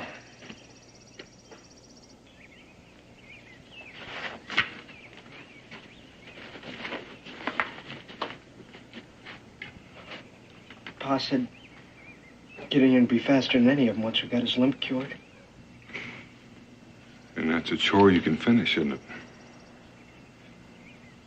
Won't be the same now. No. That's the way your pa would want it. I want to see him. Believe me, Cal, I know what's best. Something to remember, Cal. Nothing never ends. It's always the beginning of something else. Why don't you go on down to the creek and wash up, get your wind back. I'll be along directly.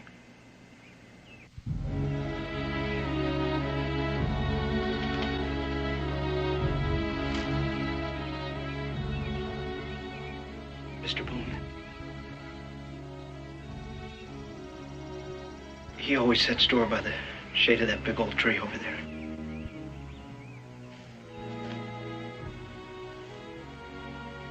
Can't think of a likelier place, son.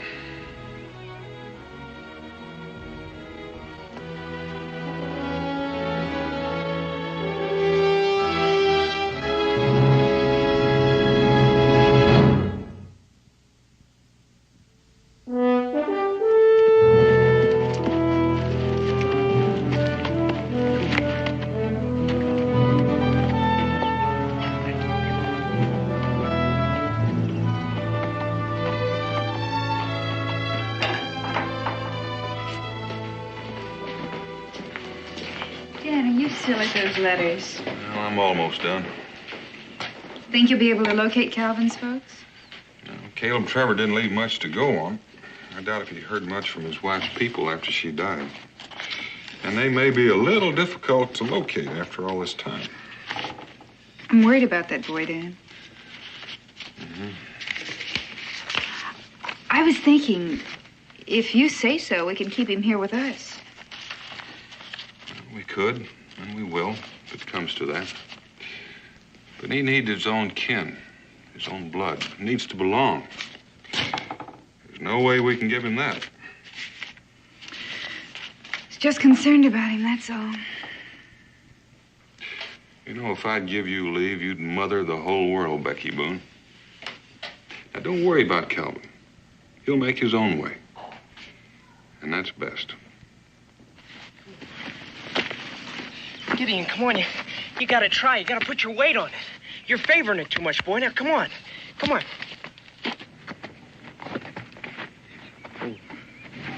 Pa always says animals know what's best for them. Please, Gideon. You gotta get better. Cal? That's the finest looking horse we've seen in these parts. Well, he'll be the fastest, too, in the whole country once that leg of his mends. Well, I reckon he would be if all four legs were sound. They will be. Pa said they'd get well. Did he, Cal? Well, he said he thought the lameness could be fixed. How long ago was it those drovers left him with you? Almost 14 months, but he was getting better. And he was lame when they left him? Yes, sir. But it was that ride over here. I rode him as hard as I could. It sure didn't do that leg any good. Well, he's got a bowed tendon, Cal. After 14 months with no real improvement, it's doubtful if he can be cured. The drovers knew that. And right now, that tendon's mighty inflamed. But Pa said that... Wait, isn't there somebody who could get him well? I've got $100. I'd be... And that $100 is for your schooling. I couldn't let you do that. I don't mean there's no hope. We can try, and we will. Right now, he's got a fever in that leg. And that's the first thing we've got to take care of. Cal, what do you reckon would draw that heat out of that leg?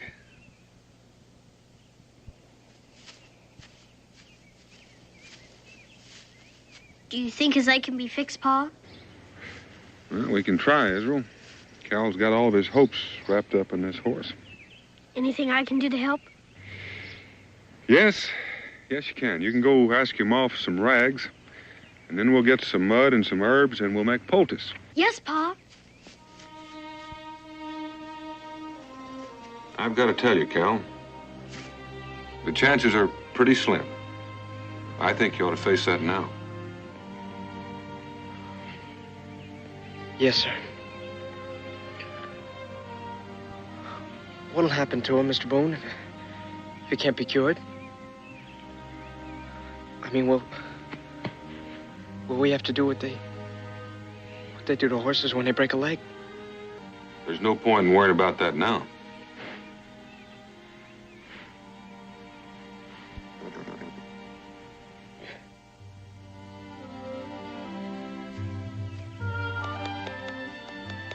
Just pat that on the sore part, Cal. Yes, sir. It'll strengthen the tendon. It's strong. It'll burn for a bit. Burn? It's all right. It's got to be done.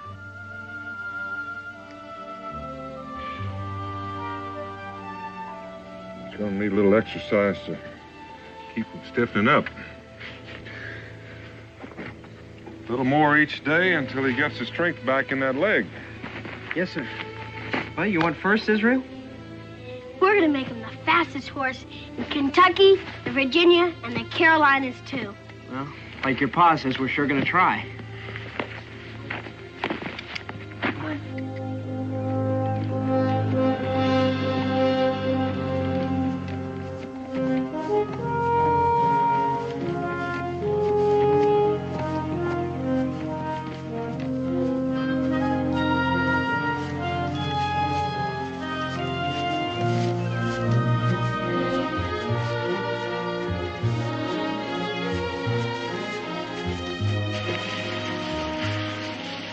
Good, Pa.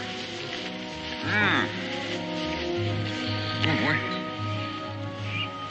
Good. Inflammation's gone down. You can start riding him a little in a few days. Give him his rub down. Yes, sir. Come on, get in.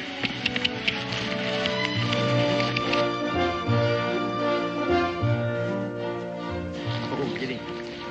Sure seems like he wants to go. Think we can let him out a little bit more? No, not until your pa's really sure that leg is healed. Now, come on, it's my turn.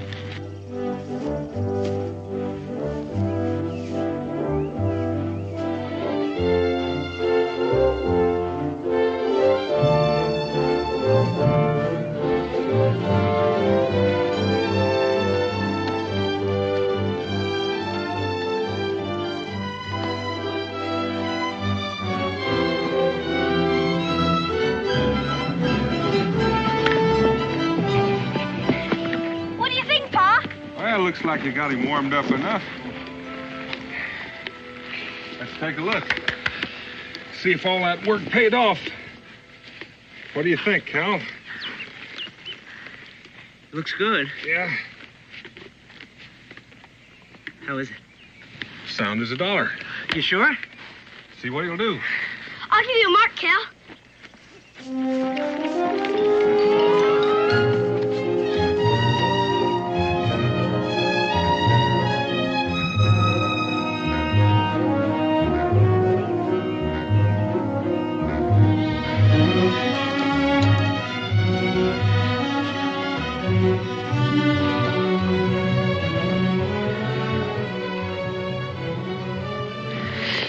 All set, Gideon?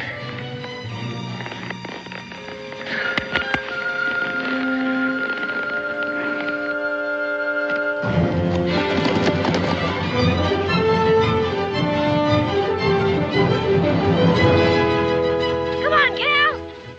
Come on! Come on, Gideon! Come on, go! Go, Gideon! Come on! Atta boy, Gideon. Come on, come on. You know, Dan, another time in another place, you might have been a real sport. Yeah, might at that. quite a bit of horse for that boy. Calvin's quite a boy. And you did a proper job on that animal's leg. Yeah, if it holds up, you can't tell about one of those things until you put it to the test. Oh, I almost forgot. Cincinnatus gave me this as I was leaving the fort. Came in on a trader's wagon. Come on, Cal. Come on, Gideon, come on. Come on, Cal. Try it out, come on. Cal! Israel! Cal!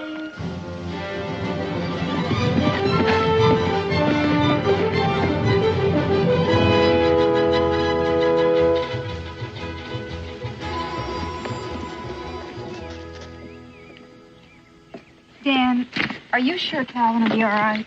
Becky, I won't leave him in Williamsburg until I'm sure he's in the right place. Well, I want to thank you for everything, Mrs. Boone. I'll never forget it here. You're always welcome to come back, Cal. Thank you.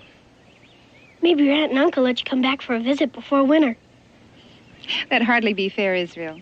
They have quite a bit of getting acquainted to do. Spring, then? Well, I'll sure try. Where's your money, Calvin? Oh, I have it right here. And you make sure it stays right there. Yes, ma'am. Well, so long, Israel. You watch out after the place, son. Okay, Pa. Bye, Becky. Bye, Dan. Bye. Bye.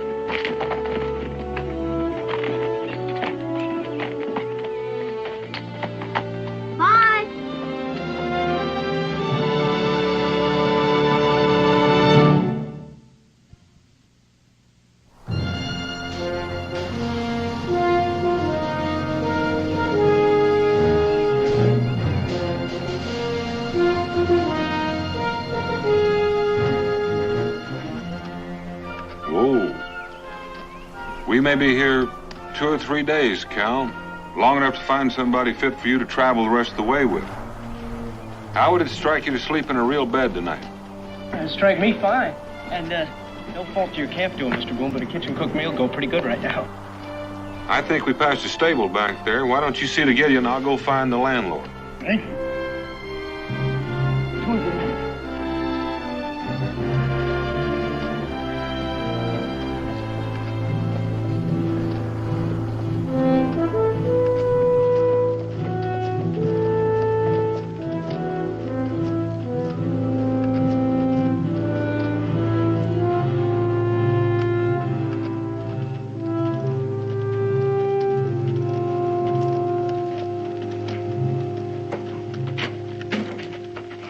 Pardon me, sir. I was wondering if I could stable my horse here. I'm not the proprietor.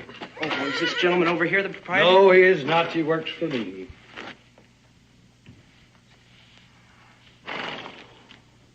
Is there a racetrack around here? Look, boy, we're busy here. Why don't you run along? Mr. Landers. Well, You interested in racing your horse, boy? From the looks of the animal, I'd guess the answer was yes. Well, yeah, tell me, boy, have you ever raced your horse? I've never even seen a real race, not like that one, with the jockeys and fancy duds and all. Oh, it's the spectacle of a lifetime, the sport of kings, you know. And those fancy duds, as you call them, are racing silks. Every stable has its own colors these days for pride and identification. Of course, it takes money, you know. Entry fees and all. Oh, well, all I've got's $100, but I'm sure that Gideon could beat anything. Whipper, show the lad our colors, eh? Whipper, there's my jockey. And my name is Landers, Jeremiah Killingsworth Landers. How do you do, sir? My name's Calvin Trevor. The pleasure is mine, young man. And where are you from, that you've never shared a sportsman's finest hour? Boonesboro, sir. Boonesboro, Kentucky. Daniel Boone settlement, huh? Well, that explains your ignorance of the finer things of life. Let's just see how that cap fits. How's that? Right, smart. Yes, sir. Come here, Whipper. Look at the lad. He makes a fine-looking jockey, eh? I envy you, boy, what you've got to look forward to. Gideon, eh? Belong to your pa? No, my pa's dead, sir. Gideon's just about all the family I got left. I'm sorry to hear that, my boy. Splendid animal. Splendid. But if you don't mind my saying so, a pretty poor way to keep him. Oh, well, we just came off the Wilderness Road. You should see him when he's all brushed up good. He's bred to run all right. I'd sure like to see him let out once. Mr. Landers, how much is that entry fee? Now, you don't want to waste your money on a gamble like that, my boy. He's a fine-looking horse, sure, but it takes more than looks to win a purse, you know. Yes, I'll never forget my first purse. Your heart jumps right up here. The wind is like music in your ears, and the shouts of the crowd are all for you. You hear the ladies calling out your name, and then that moment of victory. And a fine fat purse to line your pocket. It's a mighty thrill, boy. A mighty thrill. Looks as if he'd been lamed up pretty bad for a spell. Oh, that's too bad. A fine horse otherwise. Oh, but he's all mended up first rate now. He can run as good as ever. Against a champion? Like Lady's Choice there? Oh, no, it wouldn't be fair. Not with a game leg like that. Oh, no, I'm afraid it wouldn't be fair at all. Pity, though. An untrained horse like that'd fetch long odds. What would you say he'd bring, Whipper? Oh, against Lady's Choice, I reckon about $5 for every one wagered. 5 to 1? Well, I suppose he would. Mr. Landers, you mean if I wagered $100, I'd get $500 back? If Gideon won. Oh, but Gideon can beat any horse. Hardly, son, with a handicap like that. I'm sorry, but it's my duty to tell you, as a man of honor. Oh, but please, Mr. Landers, I know that he can. Well, now I must say I admire your spirit and your confidence. If you're that determined, I hardly have any choice, do I? Whipper, give the Spanish barb of young Master Trevor's a rub down at an extra bait of grain. Calvin, you step this way, and we'll just attend to the details.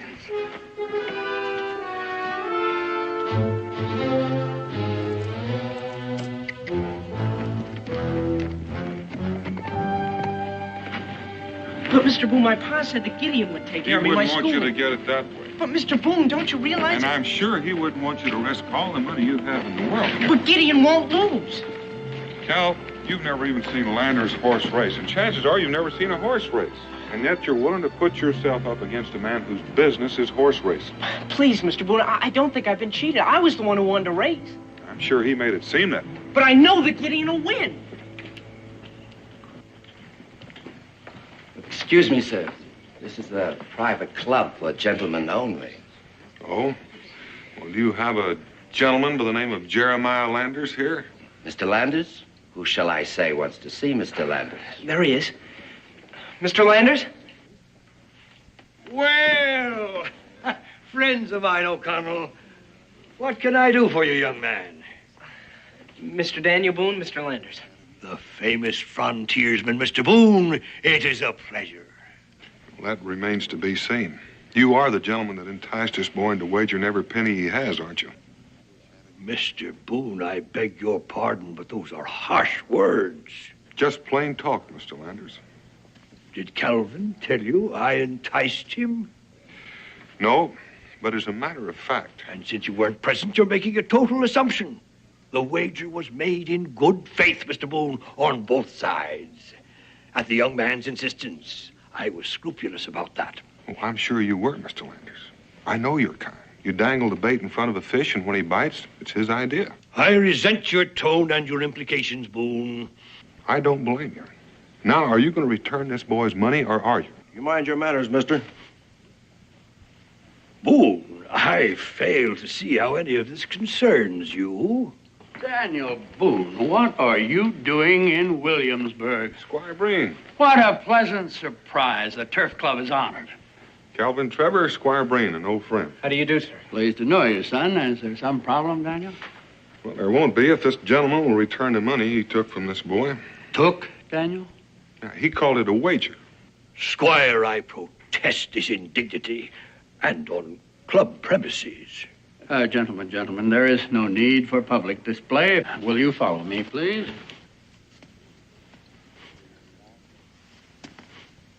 Would you excuse us, please? We have a private matter to discuss. Certainly. Thank you. Would you close the door, please? Squire Breen, I am not accustomed to this sort of treatment. I realize this man is a friend of yours, but frankly, his inferences and his accusations cannot go unchallenged. I demand an explanation. All right, Mr. Landers. Suppose you present your case. Well, it's very simple, Squire. The lad here has a horse he fancies. He importuned me at the stables, and taken by him and by his horse, I foolishly, it seems, agreed to a match race. With a $100 bet, a professional jockey and one of the fastest horses in Williamsburg. At 5 to 1 of my own money, Boone, show me anything wrong in that. If Mr. Landers is guilty of anything dishonest or dishonorable, the Turf Committee is empowered to permanently bar him and his horses from every racetrack in the country. He will never race again. You do own the horse, son? Yes, sir. You understand the wager with Mr. Landers? You made it willingly? Yes, sir. You see, some kinfolk near Baltimore offered to take me in. And, well, I reckon they're on kind of hard times. Leastways, they couldn't come and fetch me after my pa died. Yes, go on. Well, I had this $100, and it didn't seem like much for anybody with an extra mouth to feed. But $600 now, that seemed more like a fair amount. Maybe get me some schooling, too. You see, Squire, Calvin has never ridden in a race before. His horse is untrained. That horse and the $100 is everything this boy has in the world. He did make the wager, Daniel, and he is a free agent. You understood the risk? Oh, yes, sir. Well, we all realize you're inexperienced, son, and we don't want you to feel that you're being intimidated. That is, we don't want you to think that you will be made to accept the wager with Mr. Landers if you feel that he has in any way been unfair to you. Now, if you do, now is the time to speak up.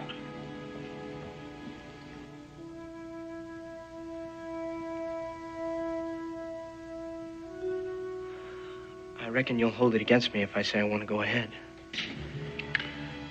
Oh, son, as long as you know the facts, it's your decision.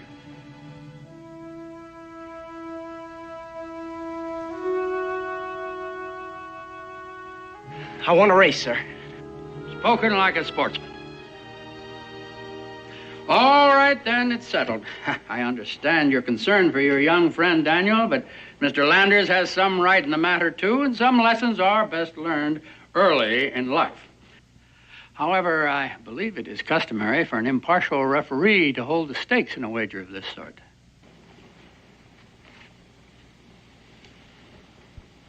You do intend to cover, do you not, Mr. Landers? Indeed I do, Squire. And at 5 to 1. Just a minute, Squire. As long as we have to have this race, it seems to me that odds of 5 to 1 against an inexperienced rider and an untrained horse are rather unfair. Valid point, Mr. Boone. I think 8 to 1 would be proper in the circumstances. Don't you agree, Mr. Landers? The race will be run on the meadow on my property. Any objections, Mr. Landers? Not from me, sir. Will 9 o'clock in the morning be acceptable to both parties? Suits me fine. Yes, sir. Then it is settled. Grateful for your interest, Squire.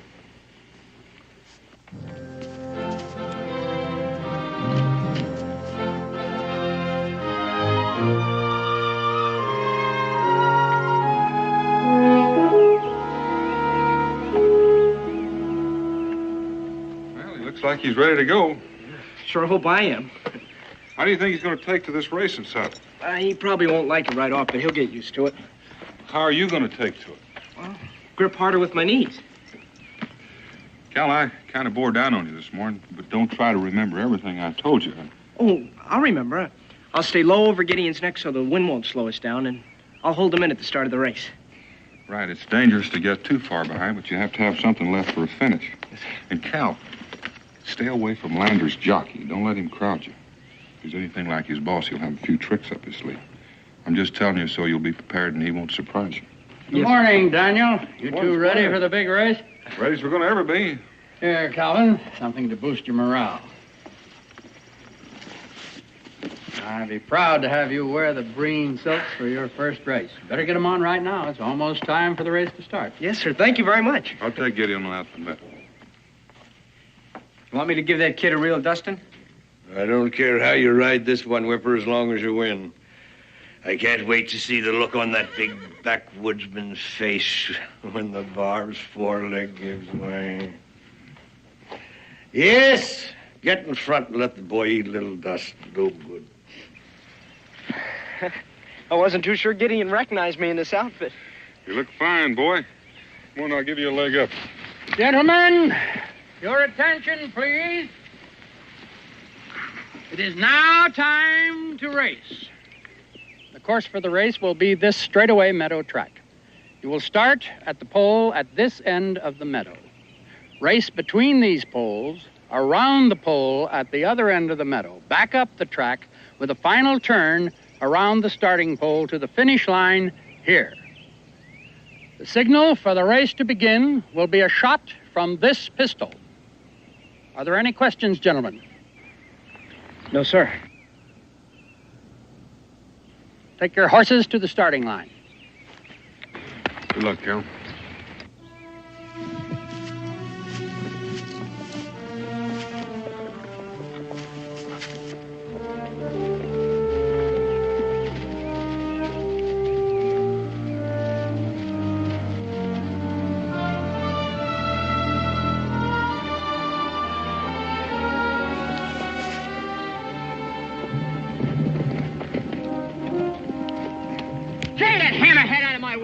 Keep that whip to yourself, will you? Gideon's never been touched. It's about time he learned a few things, kid.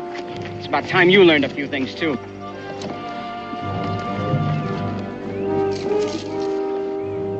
Riders ready?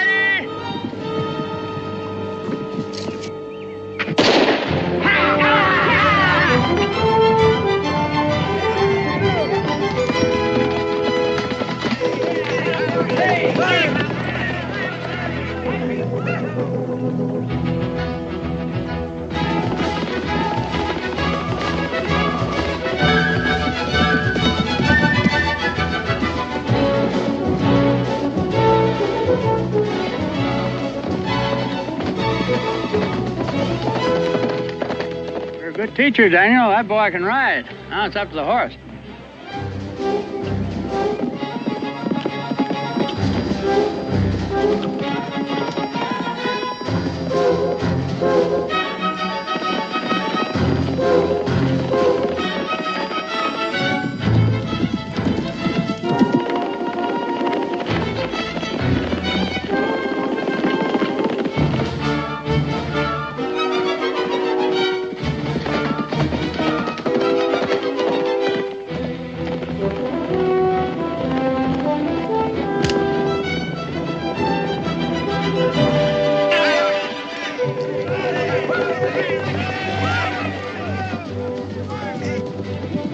Ride him, boy, ride him. Come on, Carol.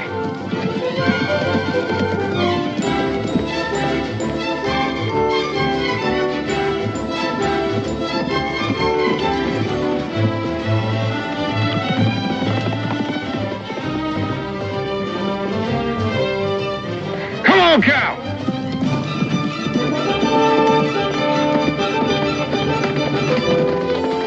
You won, Cal. You won, boy. You won, Squire. You know what that horse would be worth on any track in Virginia, Daniel? $1,000, as he is, without any training. Well, I reckon he's worth a lot more than that to Cal about now. He did it, Mr. Boone. He did it easy.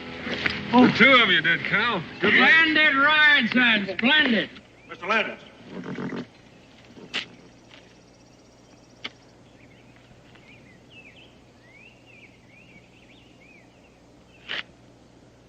Gentlemen, let me have your attention, please. I have an important announcement to make. My associate, Mr. Slade, here, has just brought me proof of something he suspected when he first saw the winning animal in this race. I have been betting against my own horse. What do you mean, Landers? I mean the Spanish Barb actually belongs to me. Under the circumstances, I declare this race a no contest, and I demand that all the wagers be returned at once. That's what he's been up to all along. He's been after Gideon right from the start. This is highly irregular, Landers. But, Squire, I have the proof right here. Whatever that is, you cannot declare no contest on your own. That's a matter for the Turf Club Committee. Yes, Squire, but let them get at it quickly, please. The horse really belongs to me.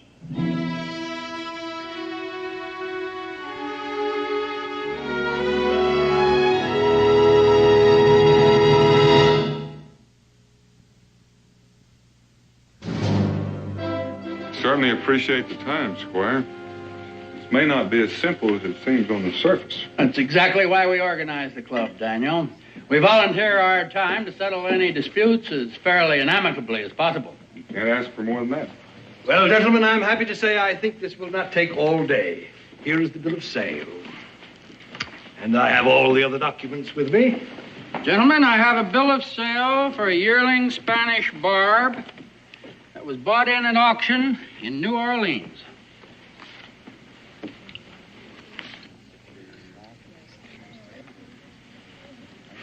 Description and date match. And here is the entry in the diary I make my men keep when they're away on business for me. It clearly states the same horse pulled up lame and was left with a man named Caleb Trevor near the settlement at Boonesboro. There's no question but what it's the same horse.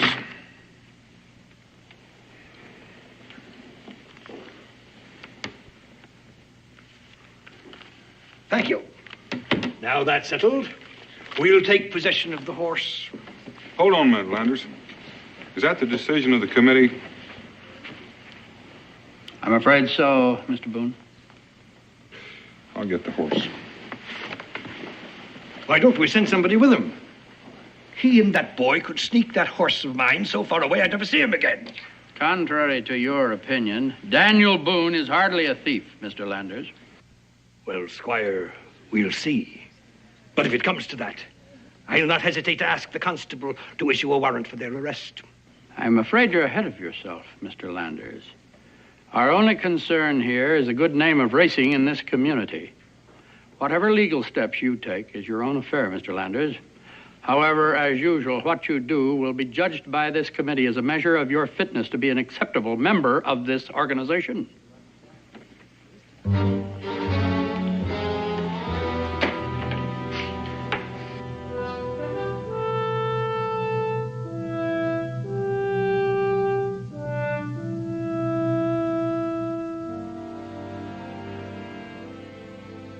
I knew you'd outrun that horse, Gideon. Pa was right. And now that I want to take you away from me. It's not fair. You're my horse. You belong to me.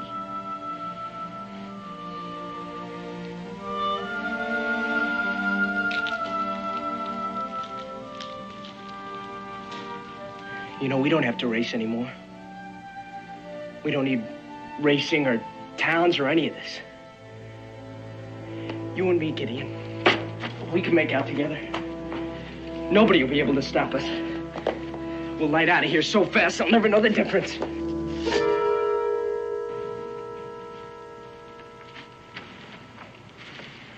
I never figured you'd run from trouble. I'm not going to let them have Gideon. Cal, you were called upon to become a man real early in life. You've done a real good job up to now. I don't care what that Mr. Landers says. Gideon doesn't belong to him. When those drovers left him with Pa and me, they gave up claim to him. And now that he's sound again, it's just not fair. Maybe not. All of what you say is true, Cal. But Landers has a legal claim on that horse.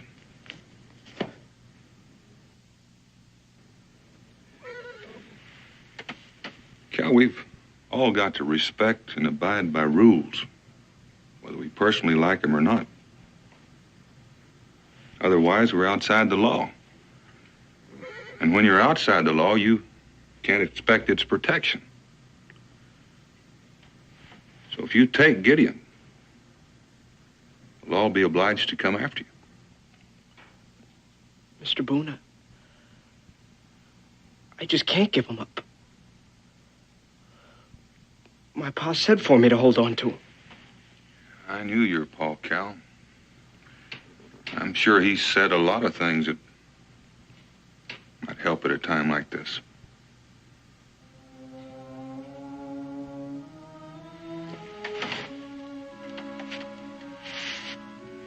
I reckon that's it.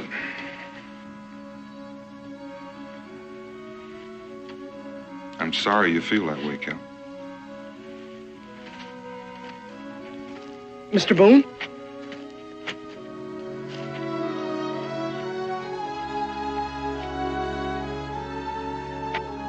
My pa said that a man who couldn't face up to facts when he had to wasn't worth his salt.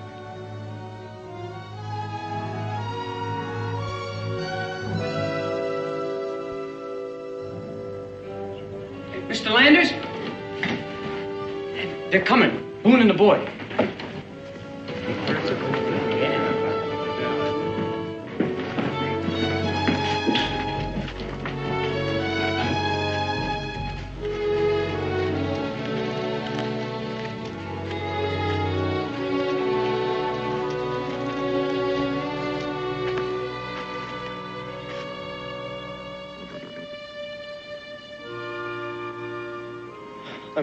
I'm ready to abide by the committee's decision, Mr. Breen. All right, son. Whipper? Take care of the barb. Goodbye, Gideon.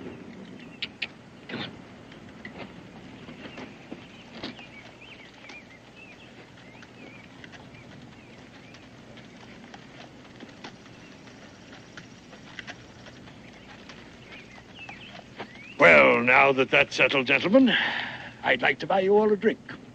There's one thing that's not settled yet, Mr. Landers. The wager. That's ridiculous. It was a no contest. Well, now, the way I see it, it was a wager that one horse would beat another. Ownership has got nothing to do with it.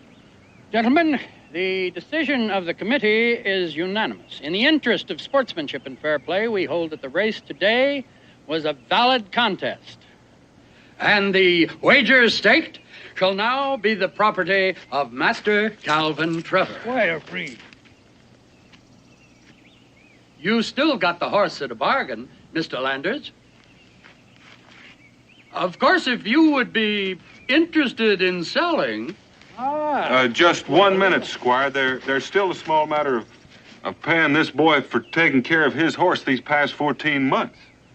A valid point, Mr. Landers. All right.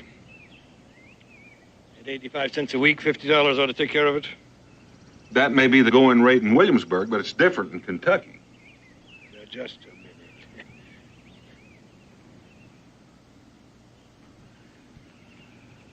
How much?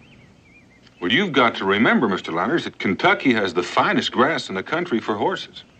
And then there was a lot of doctrine, medicine, special care, training. How much? And you can't forget that this boy brought your horse cross country. There's got to be a transportation How charge. much? Well, I'm not very good at figuring, but say $20 a week, board and care. $20 a week? And $100 for transportation. $100. Then there's medicine and indoctrine. I think $1,500 might be acceptable to Mr. Trevor. Would that be all right, Cal?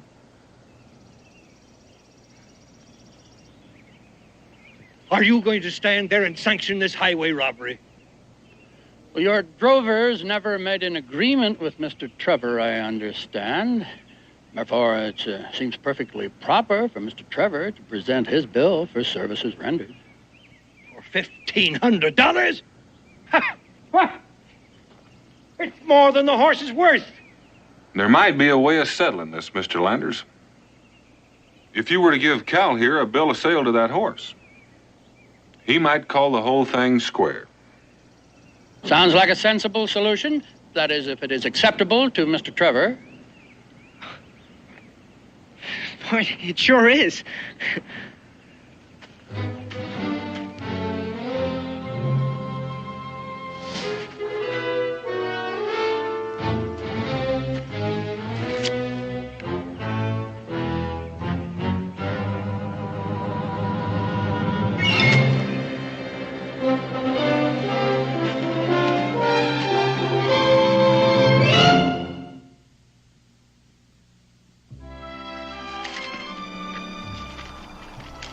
If you ever decide to take up horse trading as a profession, Daniel. Oh, no, Squire. I know better than to consider myself an expert just because I came out all right the first time. I think the young man got your point, Daniel. Yes, sir. You can't expect Gideon to win every race. Oh, but Gideon can beat any... Yes, sir, I realize. Now then, do you suppose that your friend Gideon would like to spend the night in my stable? Say, that'd be fine.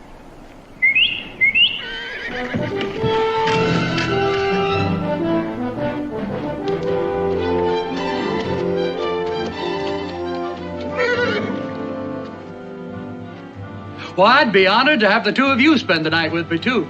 We could talk about getting Calvin to Baltimore over supper. I might even take him over myself. Well, now, Squire, you wouldn't have in mind Gideon taking on some of those high steppers in the city, would you? I might. I just might. Come on.